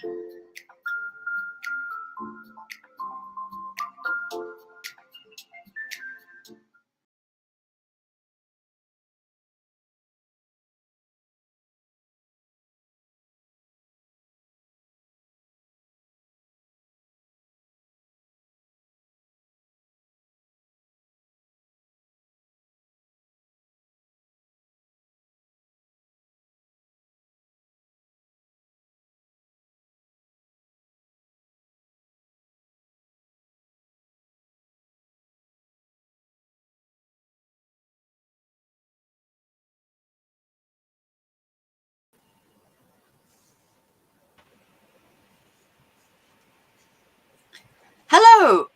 Hi. Hello. Can you all hear me? Right. Yes. Well, I'd just like to say it was Yes. great to see everybody again. Just like the old times kind of thing, and to hear everybody's express their feelings about Global Grace. And now we have the last sort of conversation, which is about reflections of Global Grace. And with me to share these reflections are Susan Friedman and Shrilla Roy. So before we start, I think let's just introduce yourselves. So sort of briefly, and then people will get to know who you are. So Susan Friedman, would you like to go first? Sure. I'm one of the international project evaluators of Global Grace, involved since the very first conference, thrilling conference, really in Greenwich, that set off. And I live in the state of Wisconsin, which is in the middle of the United States. It's very cold here. I'm still shivering. I work in literary studies, but also very interdisciplinary gender and women's studies, transnational feminism, and currently I'm very interested in Oceania and working especially on archipelagic issues in the Pacific. Oh, great. Thank you. Shrilla? Yeah, thank you, Bev. Can you hear me okay? I think you can. Yeah. So hi, Bev and Susan. It's so nice to see you both here. It's been just such a nice day. My name is Srila Roy, and like Susan, I'm also, I think, Susan, we're the only two evaluators of the project, as it were. And I think we can both agree that it's been a great pleasure to be so closely associated with this project in this capacity. I'm speaking to you from Johannesburg, where in sharp contrast is very hot. We've had a lot of rain, but today especially it's very, very hot.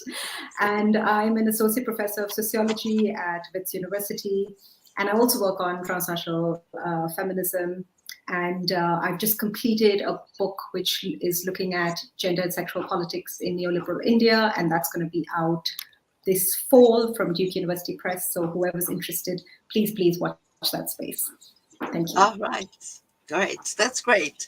Okay, so I know that you know, the day has kind of thrown up loads of thoughts and loads of ideas that you would like to comment on.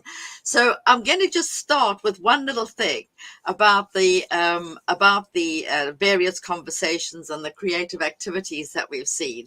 And this is like, just think about, and I know you can kind of explore the mental well-being, you know, within the global context and the marginalized groups and the intersections.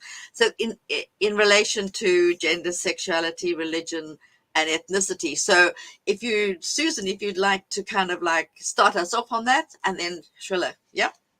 I'd love to. Again, today was very moving, just as every single way in which I've been involved in this program has been very moving. But one point I wanted to emphasize is that I often see questions of social justice, social change, equality, these kinds of issues addressed especially through the social sciences.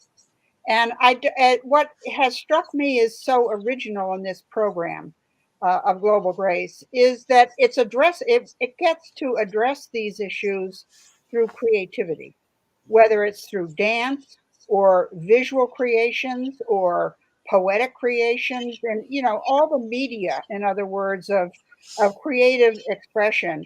And what I was also struck with today in seeing both the images and listening to people is the way in which one of the central issues for the researchers and the NGO people was how to get the people who are marginalized to define their own center, so that it really comes down to a question of agency. That is the agency of the construction workers or the women weavers or the people who live in the favelas, rather than the researchers setting the agenda and trying to achieve social justice in that way. And that's why I think there's such a really exciting combination of creativity, which demands agency. I mean, it is an expression of subjectivity and agency of those who've been marginalized, to get them to define what it is they feel, what it is they want. The construction workers, for example, in Bangladesh, generated their own, I think it wasn't what the researchers particularly thought they were going to do, but they said, we want a manifesto. And in colorful and wonderful ways, they actually created the manifesto of what they would like their work lives to be like.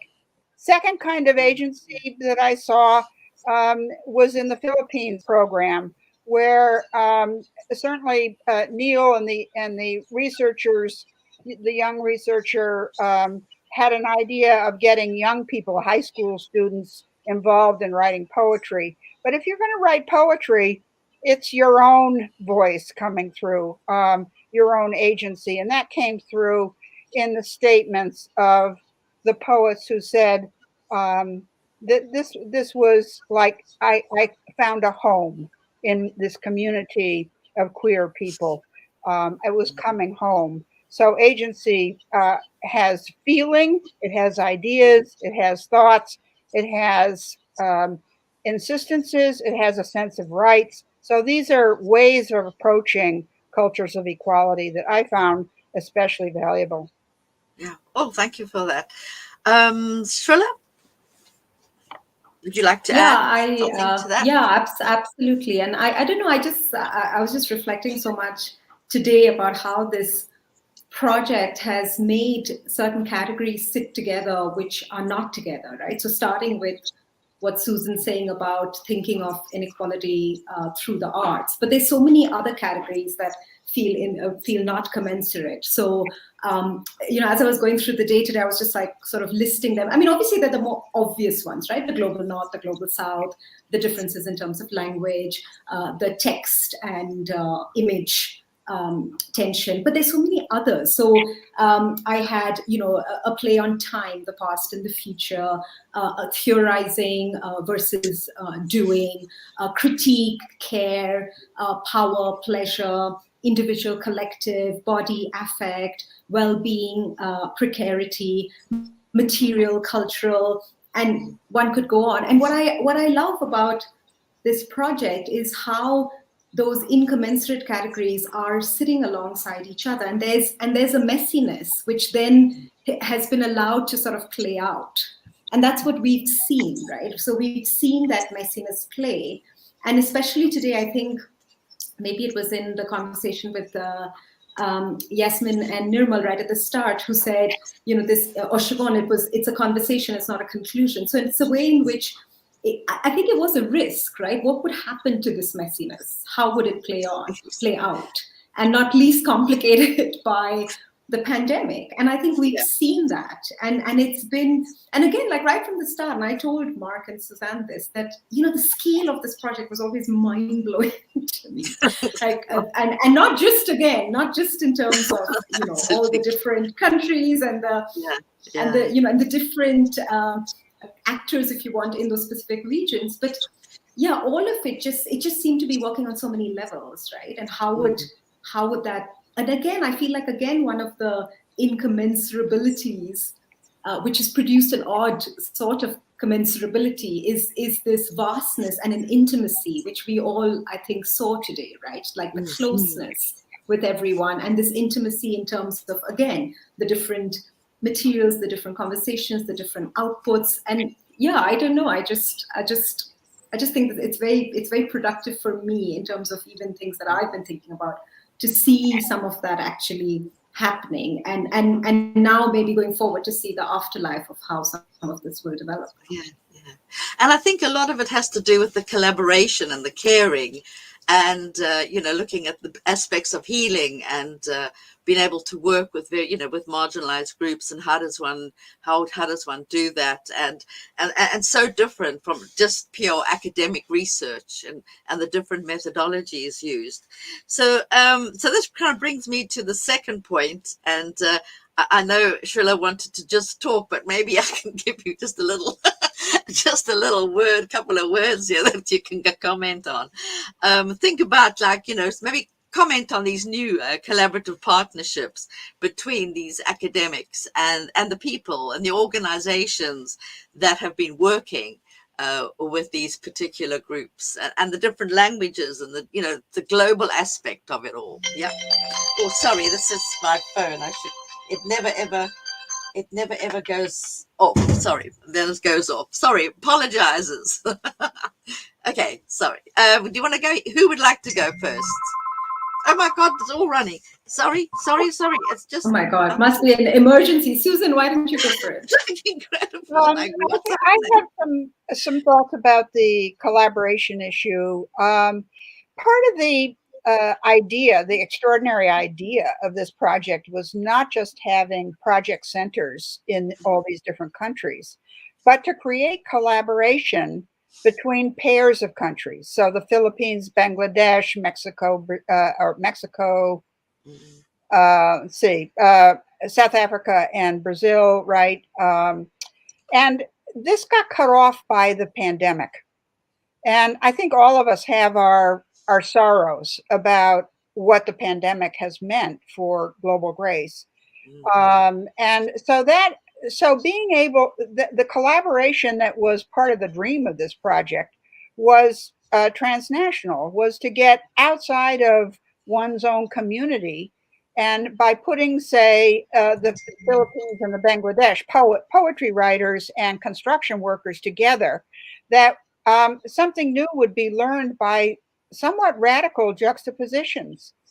And we lost. I mean, I guess there was one conference after Greenwich between Brazil and South Africa, but I wasn't at that conference. I was just about to make my plane reservations for the Philippines for what was going to be an exciting conference with the Philippines and the Bangladesh. And I feel a sense of loss for the collaboration that didn't happen. And I can see that even today, language remains an issue. I couldn't read the Mexican captions at all, and they were very tiny and not a good contrast in color. I couldn't read them, and I don't speak Spanish. So I couldn't, I mean, they're such wonderful people, but I was left in the dark as to what they wanted to say. So I want to say first about collaboration that the pandemic, which has changed so many lives and is truly world in effect, really was made things difficult, not only for Suzanne and Mark. I don't know how the hell they did what they did and holding things together, but that in spite of that loss of collaboration, there was collaboration, obviously, of a very moving nature in each of the local places. Collaborations that meant a great deal to the people who were involved. And this meant some level of at least human relations and mutual learning between the researchers and those who were the so-called subjects of research. That I could see in things that happened today. And Srila, why don't you jump in and tell us what you think? I mean, actually, Susan, I have to say, I think it's great that sometimes as primarily English-speaking audiences, we feel alienated and unable to participate. You know? I think that's fantastic. And I think there have been moments, and not only this one, where, you know, I've seen our colleagues on this project chat away in languages that I cannot participate in. And I think, why not? Fantastic. And I also think that it's the genius of Mark and Suzanne's curation that they have picked, again, these, you know, what also might seem quite radically incommensurate. I mean, Mexico and Brazil are hardly the same place and they speak totally different languages, but they have found a way of sharing. And do you know what I mean? So I feel that there's a smart way in which, and some are a Commonwealth and some are not. So, you know, the South African participants all speak English and that kind of thing, but others don't. So I think that's really great. I think that's a huge asset of the project. And I'm really, really pleased to see how the course is going to have options in all the other languages, which also I just think is fantastic. And I don't know, I feel like, I mean, obviously I haven't followed every little, especially the last few years traffic and email. I haven't followed all the details, but I do feel like it's a project that has not prioritized conventional outputs, which I know in the UK there's a huge emphasis on, like the edited book and the special journal articles and blah blah blah. And so finally, if this is, you know, if it's the exhibition and the course that we are seeing as the final products, as it were. I mean, I just think that's fantastic. It really disrupts sort of the expectations of the neoliberal academy. And just actually on the thing that you said about Bangladesh and Philippines, and again, you know, it's just very material concerns, which we think of in terms of the global south, and we very automatically assume with women's rights, construction workers, poverty, sexual harassment in the workplace, etc.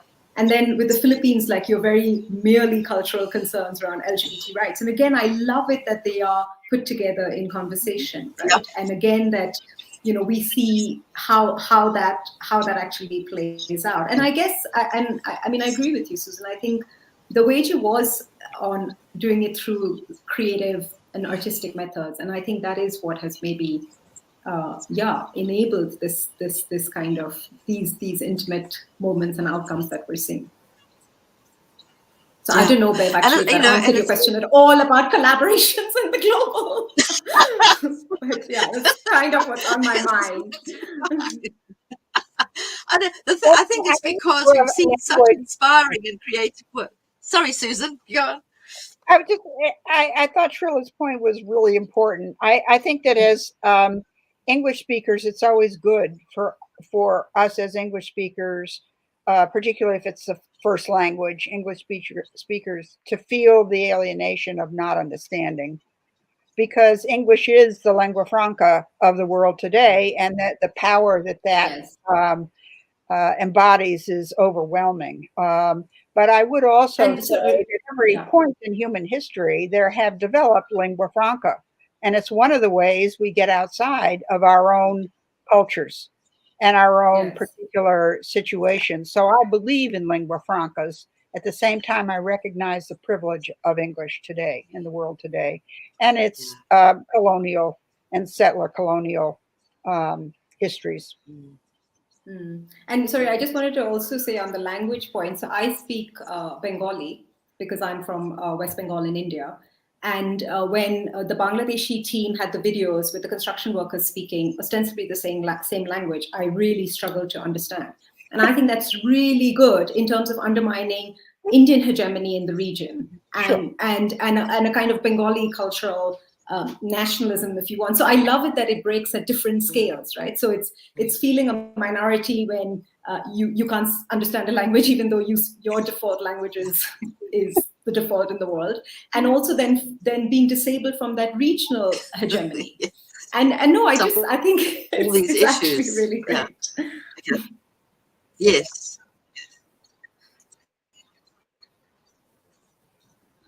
Yeah. Well, in written form, GlobalGRACE has worked very hard to have the different languages represented. And it didn't start that way. I mean, I remember this was an issue at Greenwich, that the Spanish, the Chiapas people particularly felt isolated.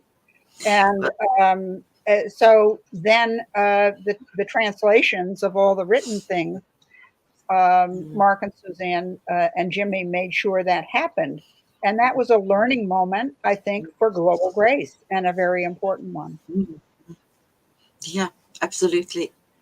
So, moving on from that about the GlobalGRACE, think about, maybe you could make a comment about the research capacity and maybe capabilities of interdisciplinary and probably intersectionality as well of the queer and gender studies that the researchers sort of like dealt with on an international scale.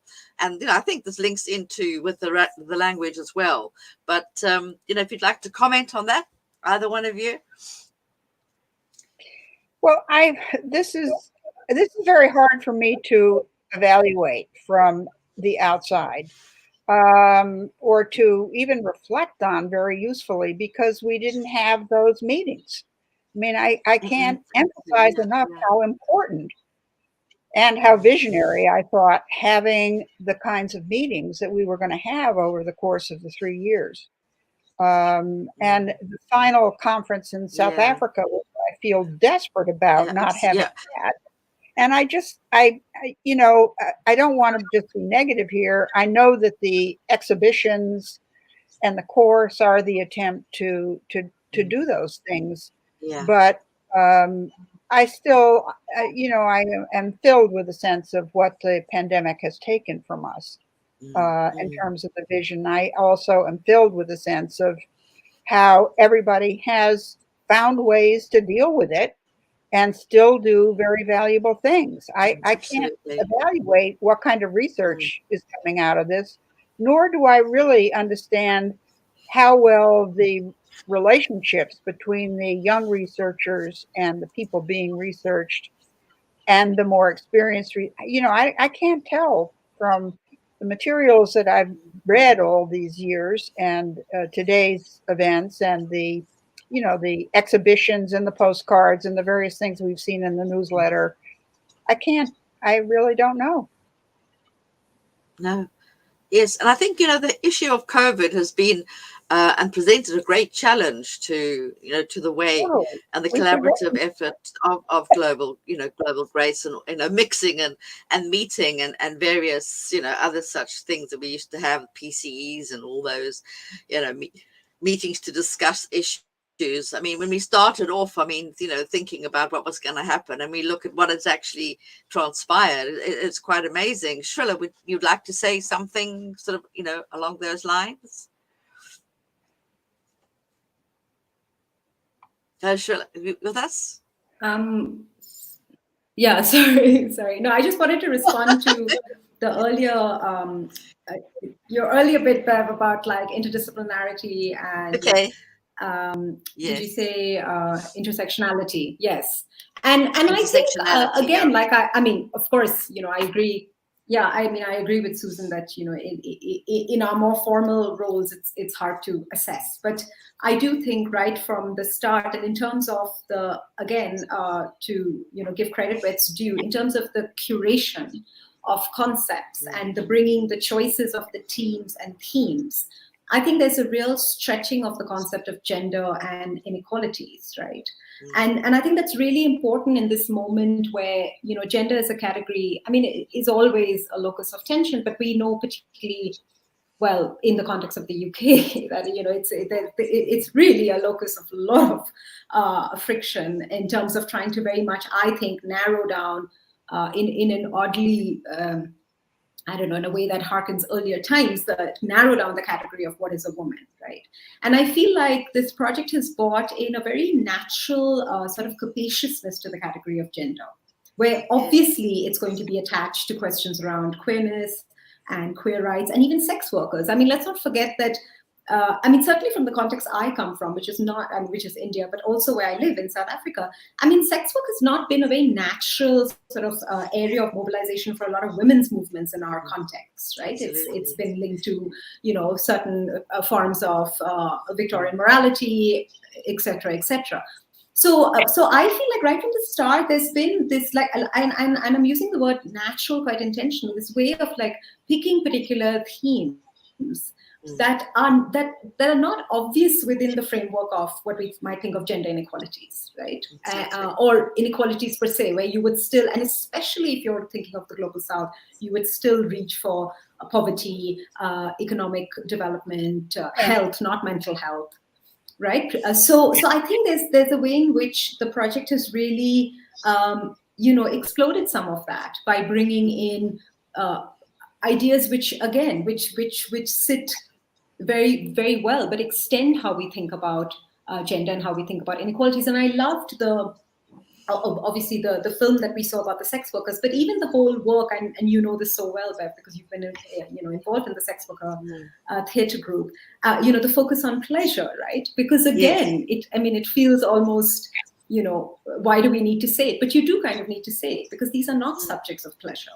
Yeah, they're off. I mean, sex workers are produced as subjects of being of marginalization, discrimination, criminalization, etc. So even that to resurrect them as joyful subjects, joyful subjects, joyful feminist subjects is also, I think, is really, really generative, and I really like that. So I think conceptually there is a huge richness that one can still, I think, do a lot with, and I'm sure everyone, individually and collaboratively will think and write and, produce text or image along those lines. So I think we'll see more of where that takes us.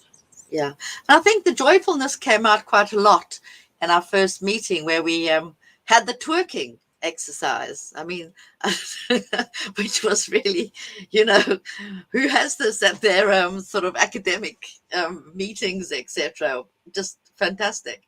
So, Susan, would you like to say anything about that? Well, I really love what Trill is saying about how all the different projects, when we think of them together and think of them individually, really force a rethinking of gender to start out with. And if we rethink gender, then we rethink what we mean by equality. So we go back to the title of the project, Cultures of too many words. Equality. And the different domains of it. And the Mexican project was especially interesting to me in the sense that it was focused on creative ways of dealing with the fact of how many people have left. So the realities of world migration, refugeeism, and all the things that go with people on the move. They were asking, what about people who stay, who don't go and see family member after family member after family member leave? Maybe come back and maybe never come back. Maybe send money, maybe don't send money. So it makes us not intersectionality, which I've been deeply committed to for ever so long. There's so many different dimensions of it. It's not just oppression, it's joy too. And it's also not just race, class, gender, and sexuality. That list that gets repeated so simply, or things that are added to it, like I'm trying to add religion to it in my work on diasporic Muslim women. It's just a rich intersectionality needs to be rich, and it needs to be not just about oppression, but about the intersection of so many different factors absolutely of human life. Yeah, great.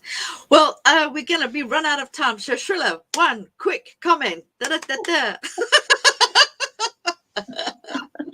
I think the greatest gift of this project, and to a huge congratulations to everyone, has been about these meaningful relationships.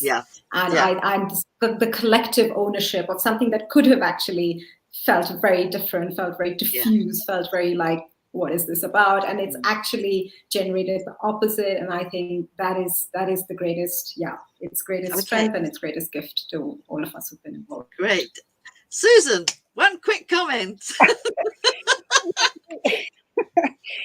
Well, I'll come back to what both Neil and one of his poets said from the Philippines.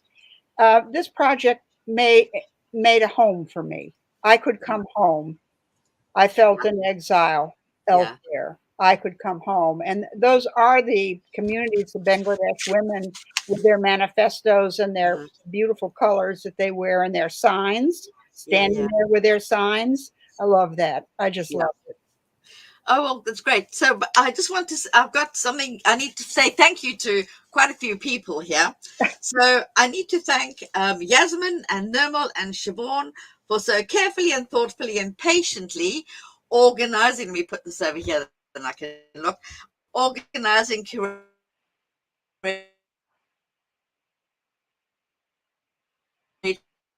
We lost you. I lost you. And design. No, we lost you, Bev. Wonderful, wonderful. Pardon? Your voice. We lost you, but you're back. But you're back now. We lost you, but you're back. So just repeat it. Oh no, I think she's cracking up again. Helping us to realize these beautiful sites. Can you hear me? Yeah. And doing it in such expert and generous ways. Okay. To Lena for producing and overseeing today's launch. I think a big clap for Lena, and for the continued supporting work that Latifa Karim has provided as project administrator, and as well as to Jimmy Turner, our former project manager, who remains part of the GG family. That's quite a good title. Yoo-hoo. Okay. And then to all our team leads, early career NGO researchers, all the GG, it sounds like a horse race, doesn't it? GGG. I'm trying to rush through here. GG participants from across all the partner projects whose work has made the course and the exhibition possible. So don't forget the online course and the exhibition. Our international advisory board members and our expert advisors and assessors. And to all, Mark and Suzanne say their heartfelt and sincere thanks for the continued solidarity, support, and contributions, especially through and despite the extraordinary challenges of these past years. And together, we are Global Grace. But at the end, we also have Srila and Susan. Mark and Suzanne would like to say thank you for wrapping up things so beautifully. Well, look to them both. How the job they have done is. But I'd just like to say a big thanks to Mark and Suzanne as well for everything that they've done. And and just thanks to everybody. And it's been great sort of working with everybody, and what an amazing learning experience I think this has been. And I think we're all going to take away something. And as Susan says about coming home, you know, I think maybe there's a lot to do with that, and the intersectionality and the bits of the language. I mean, there's just so much to take away. So, I think that's us done. And probably the beginning of the project probably looked like my bookshelf behind, but then then it all kind of comes. I noticed that. I know I was told to have a simple background, but hey, I just don't do simple. So so goodbye, everybody. Thank you, Bev. Thanks so much. Pardon? No, I said thank you to you, Bev. Okay, thank you to the two of you. Such a lovely roundtable and lovely roundtable conversation. It was really great and also to see you both again after so many years. I would say, So I think Lena's going to tell us now to get off. Yeah, she will. I think she's already trying. Okay, Lena, we're off then. Thank you, everyone. Okay, bye-bye. Bye, both. Bye-bye. Thank you.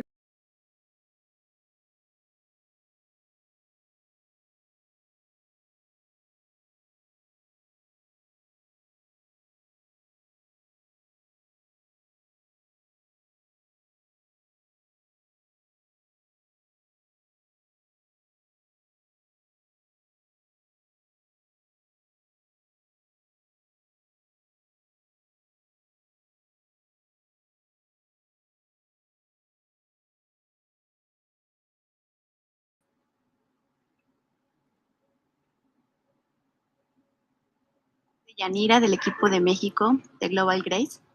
Para mí este proyecto ha significado la posibilidad de conocer otras realidades que viven violencias estructurales, así como las nuestras, pero al mismo tiempo la posibilidad de la esperanza, la posibilidad de la resistencia y la posibilidad de la inspiración colectiva, porque me parece que lo que los otros equipos han compartido tiene que ver con eso que los pueblos hacen para resistir todos los días y que lo hacen de maneras muy creativas, que también podemos generar lucha desde la resistencia digna, desde la alegría, desde el gozo, desde el disfrute, desde alzar la voz con formas que sobre todo ayuden a iluminar estos caminos oscuros por los que estamos transitando.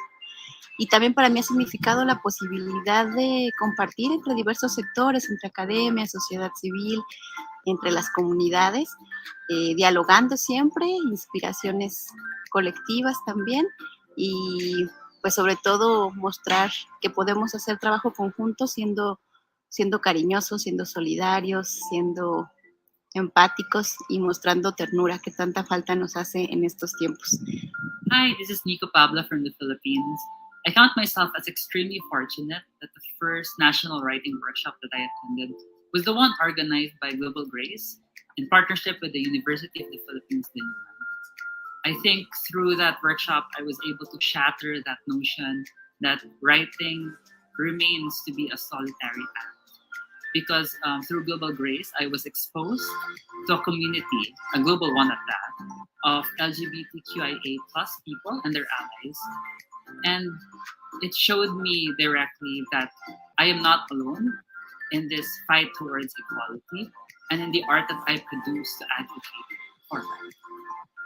And I'd like to say thank you again to Global Grace and more power towards the liberation of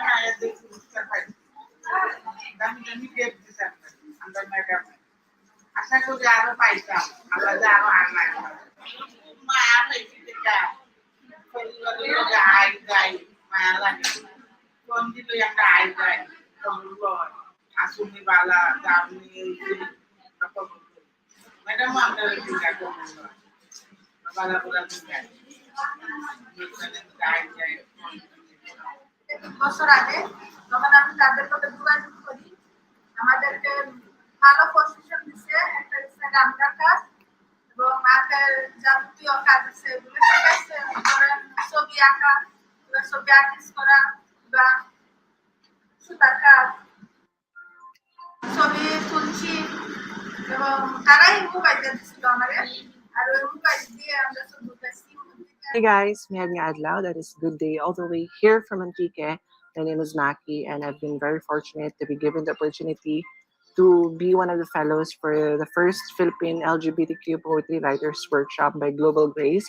And up to this day, still, I'm very grateful for that opportunity to be able to represent and showcase gay Kinaraya literature on a national event. So, again, congratulations, everyone, and I hope that you enjoy your entire stay or your entire experience with this event with Global Grace. Thank you.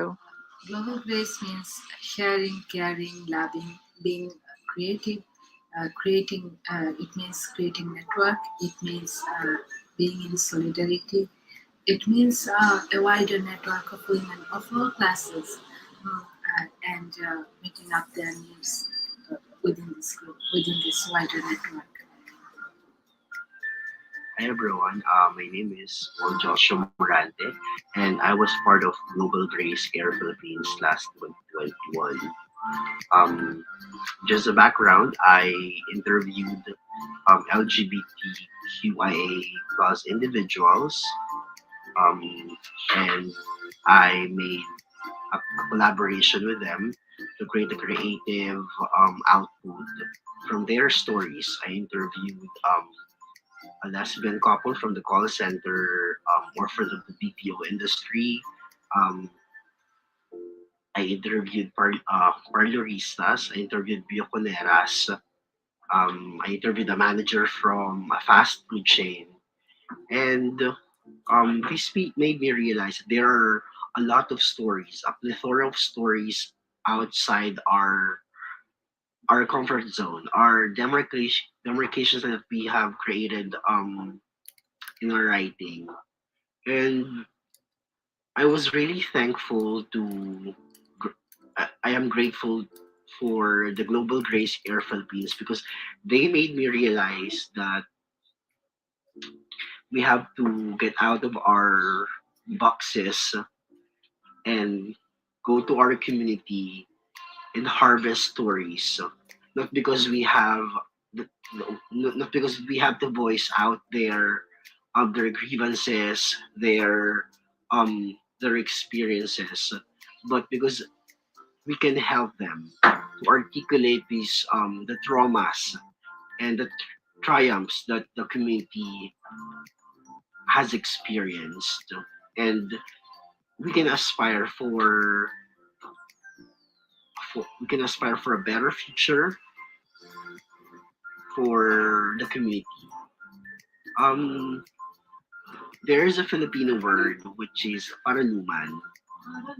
Paraluman means a muse, a female muse.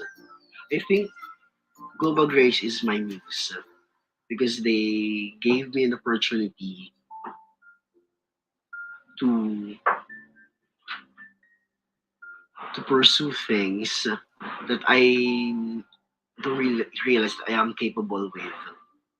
And also, there's another meaning for paraluman. Paraluman also means compass.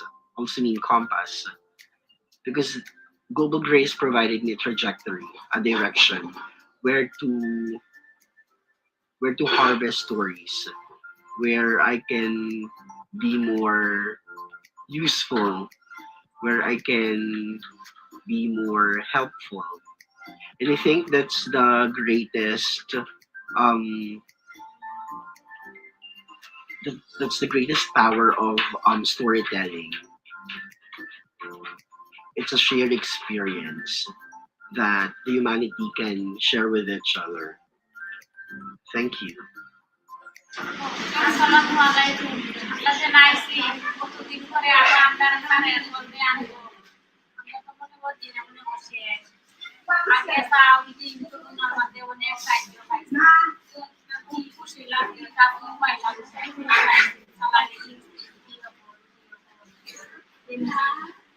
জীবন দেখলাম না শুনলাম না centre খাইলাম ওটা পুরো কথা সেন্টারে দিলাম খুশি লাগছে আনন্দ লাগছে। Hi, I'm Marion from the Philippines. Global Grace means a lot to me. It's a blessing and opportunity. I gain a lot of knowledge working with people in the Global Grace, and it feels like home where I can be true to myself and be myself. And nothing words can explain how I'm grateful um, to have Global Grace in my life. Thank you, Global Grace.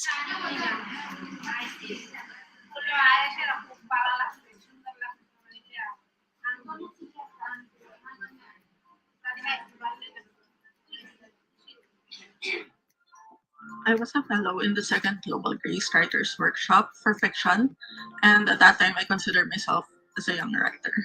Most of my writer friends are queer women, but they tend to be younger than me. So I was actually very happy to have met older queer women, both cis and trans, during the Global Grace Workshop. Most significantly, Joanna Lynn Cruz, who was my panelist and who is a prominent lesbian Filipino writer. It feels lonely being a queer woman writer. In our batch, there was just me and Sigrid, who was already my longtime friend. A testament to this loneliness in a way, how few we were. In spite of this, Global Grace was able to let me connect with other queer women writers who I would not meet otherwise. And it was a relief to know other people like me who are in this path, especially older ones, because it's evidence that we've always existed and we will continue to do so.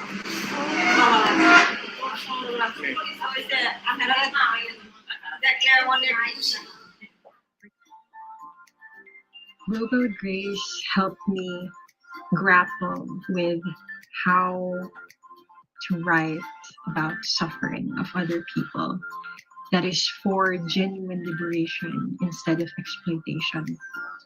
I learned what it means to grapple with very difficult questions when it comes to ethics, when it comes to writing as a witness, and then writing as a survivor. And I'll be forever thankful for being able to have that opportunity to grapple and to question these different aspects of my poetry. Salamat.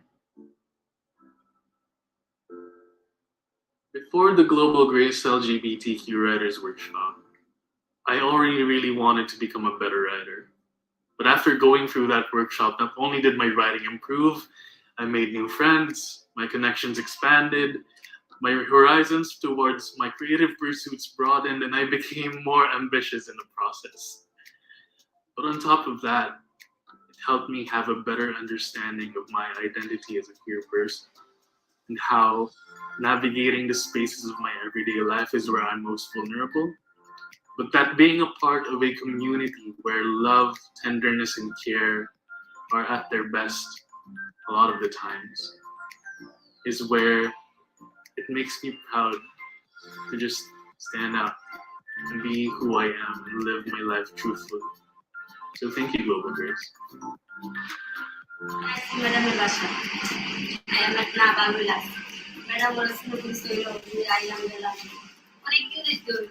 Mother, cheap Lampita, Muay Tika, you want to Muay, that's my last alarm. Atai to 40 Muay, Atai. 40 Muay Atai, Alapu Kori, Shopti Kuri. That's Muay Karatai Lamate, Madam Shashi, Police on a Katas Muay Latailam. এরপরে standard আইলাম খাওয়া দাওয়া করলাম কাপড়ও কিনলাম কাপড় কে কিনবি না কিনবি এটা কি ম্যাডাম কাপড় কিনলাম ম্যাডামের সাথে পরিচয় হলো ফুটবল আমারও ছিলাম ম্যাডামেরও ছিলাম মবিমে আমারও ছিলাম সবারই ছিল মানে খুশি পাইলাম ছবি আঁকলাম পাইলাম মাটি মাটি বসে গেলাম এরপরে আঁকলাম আঁকলাম নুমালো নকশি করলাম কত বড় দেখলাম কত বিরাট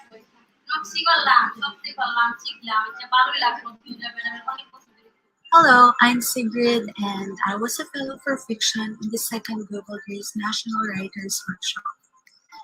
The stories that I've had the honor of reading there were ones that broke through the typical boundaries of form and the constraints of the binary.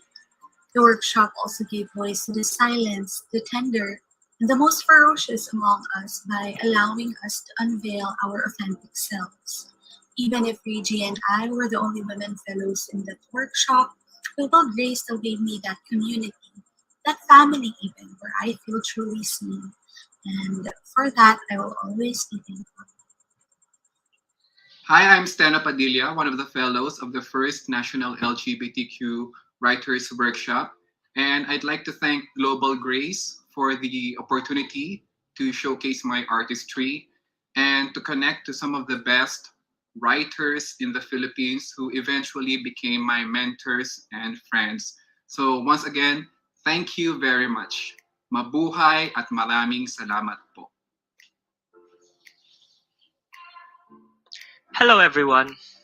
GlobalGRACE helped me during a moment in my life when I was undergoing a number of shifts, whether about my identity, my writing, and my own personal relationships with other people. The workshop hosted by GlobalGRACE taught me to explore both the rich quietness of my poetics, but also to confront the silences of my own personal and creative histories. As a queer bi writer, I am also simultaneously grateful for the strong friendships I have made with people in GlobalGRACE, friendships that have taught me much about queer life and queering life, but also the opportunities that GlobalGRACE has offered me in furthering my own personal development and my own career developments as well. May we all continue to bloom even in these difficult times, and thank you for listening to this short video. Proved to be challenging because I had to question my own sincerity in all of the words and actions that I did when I still hadn't discovered that I was not interested in romantic love. But I was still capable of filial love. I was still capable of familial love. So what the GlobalGRACE writing workshop has done for me is to acknowledge the necessity of writing that puts to the front the love of the community that's built on altruism, empathy, and a shared experience among the queer community, including people who are aromantic or asexual, more than, simply being narratives of romance.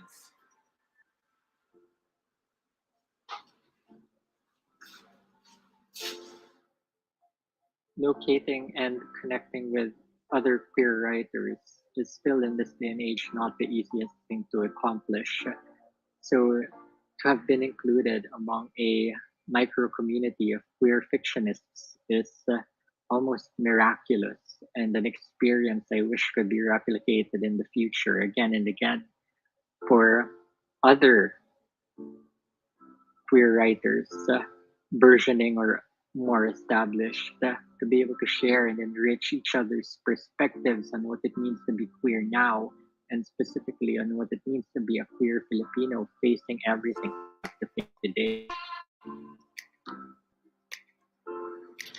The Global Grace Writing Workshop has provided me the opportunity to connect to my fellow Filipino gay writers and our distinguished panelists and learn from them, especially the intersections of their works and their everyday life experiences as members of the LGBTQ community. Through the Global Grace Writing Workshop, I was able to embrace myself as an aspiring gay writer and my writing as well, and make sense of the challenges that come along with it. Now I see writing as a form of resistance to the structures of power that continue to perpetuate gender inequalities. And I am very honored to be part of that resistance as a Filipino gay writer. Olá, tudo bem? Eu vou aproveitar esse vídeo para, sobretudo, fazer agradecimentos. Então, agradecer, né, a todos e todas por esses anos de aprendizado, né, e por esses anos também de amizade. Né? O que eu posso falar sobre o projeto é que ele foi enormemente grandioso em termos de aprendizado e também de reverberações no meu trabalho na universidade. Né? O projeto resultou numa série de publicações e publicações produzidas de forma coletiva e criativa, né? E também na abertura de uma agenda de pesquisa dentro do Instituto de Relações Internacionais nessa área da arte, da cultura, e da decolonialidade.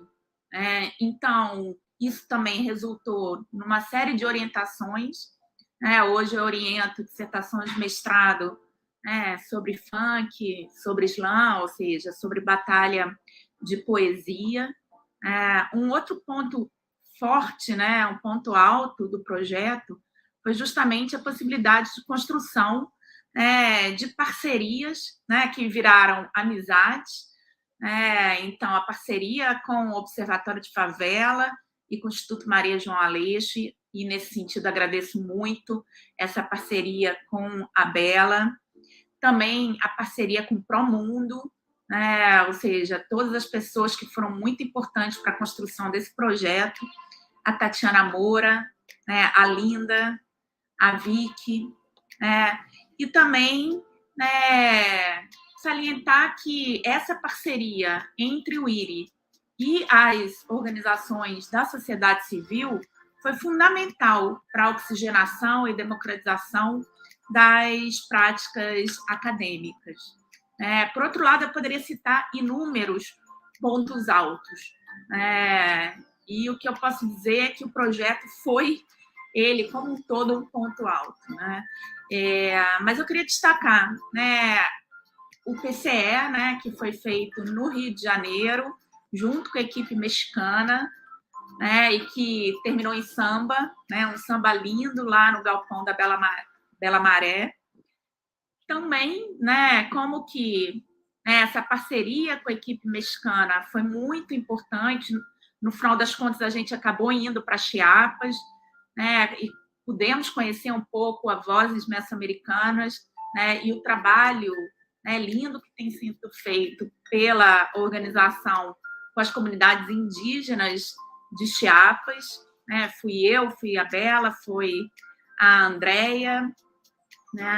Também queria destacar as inúmeras residências que foram realizadas, a residência do Passinho, a residência da Elan, e a residência do grafite, o Nubela, que foi maravilhosamente conduzida pelo Jimmy.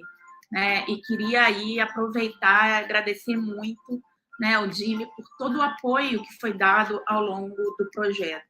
Eu poderia citar inúmeros produtos, porque nosso pacote acabou deixando aí, sei lá, incontáveis produtos, documentário, videodança, exposição 360, cartilha, catálogo, entrevistas, enfim, todos esses produtos foram produtos dos quais eu me orgulho muito, né, da gente ter podido construí-los, né, de forma tão coletiva, né, e de forma, vamos dizer assim, a partir de uma troca, né, de saberes e de afeto. E também, para finalizar, falar que o ponto alto, que também foi, né, vamos dizer assim, um pré-fechamento do projeto, foi a escola de verão, que a gente foi, quer dizer, já não era bem verão, né, já estava no final do verão, mas, enfim, né, o curso que a gente produziu também, né, a partir do SES, né, de Coimbra, lá em Coimbra, né, e que foi uma oportunidade, vamos dizer assim, de fechamento e de reinícios, né, porque ao mesmo tempo que a gente estava fechando o pacote, a gente também estava se ressocializando no mundo, vamos dizer assim, pós-pandêmico, se é que a gente pode falar já do pós-pandêmico. A gente reencontrou uma pessoa que foi muito importante no começo do projeto, que foi a Vicky.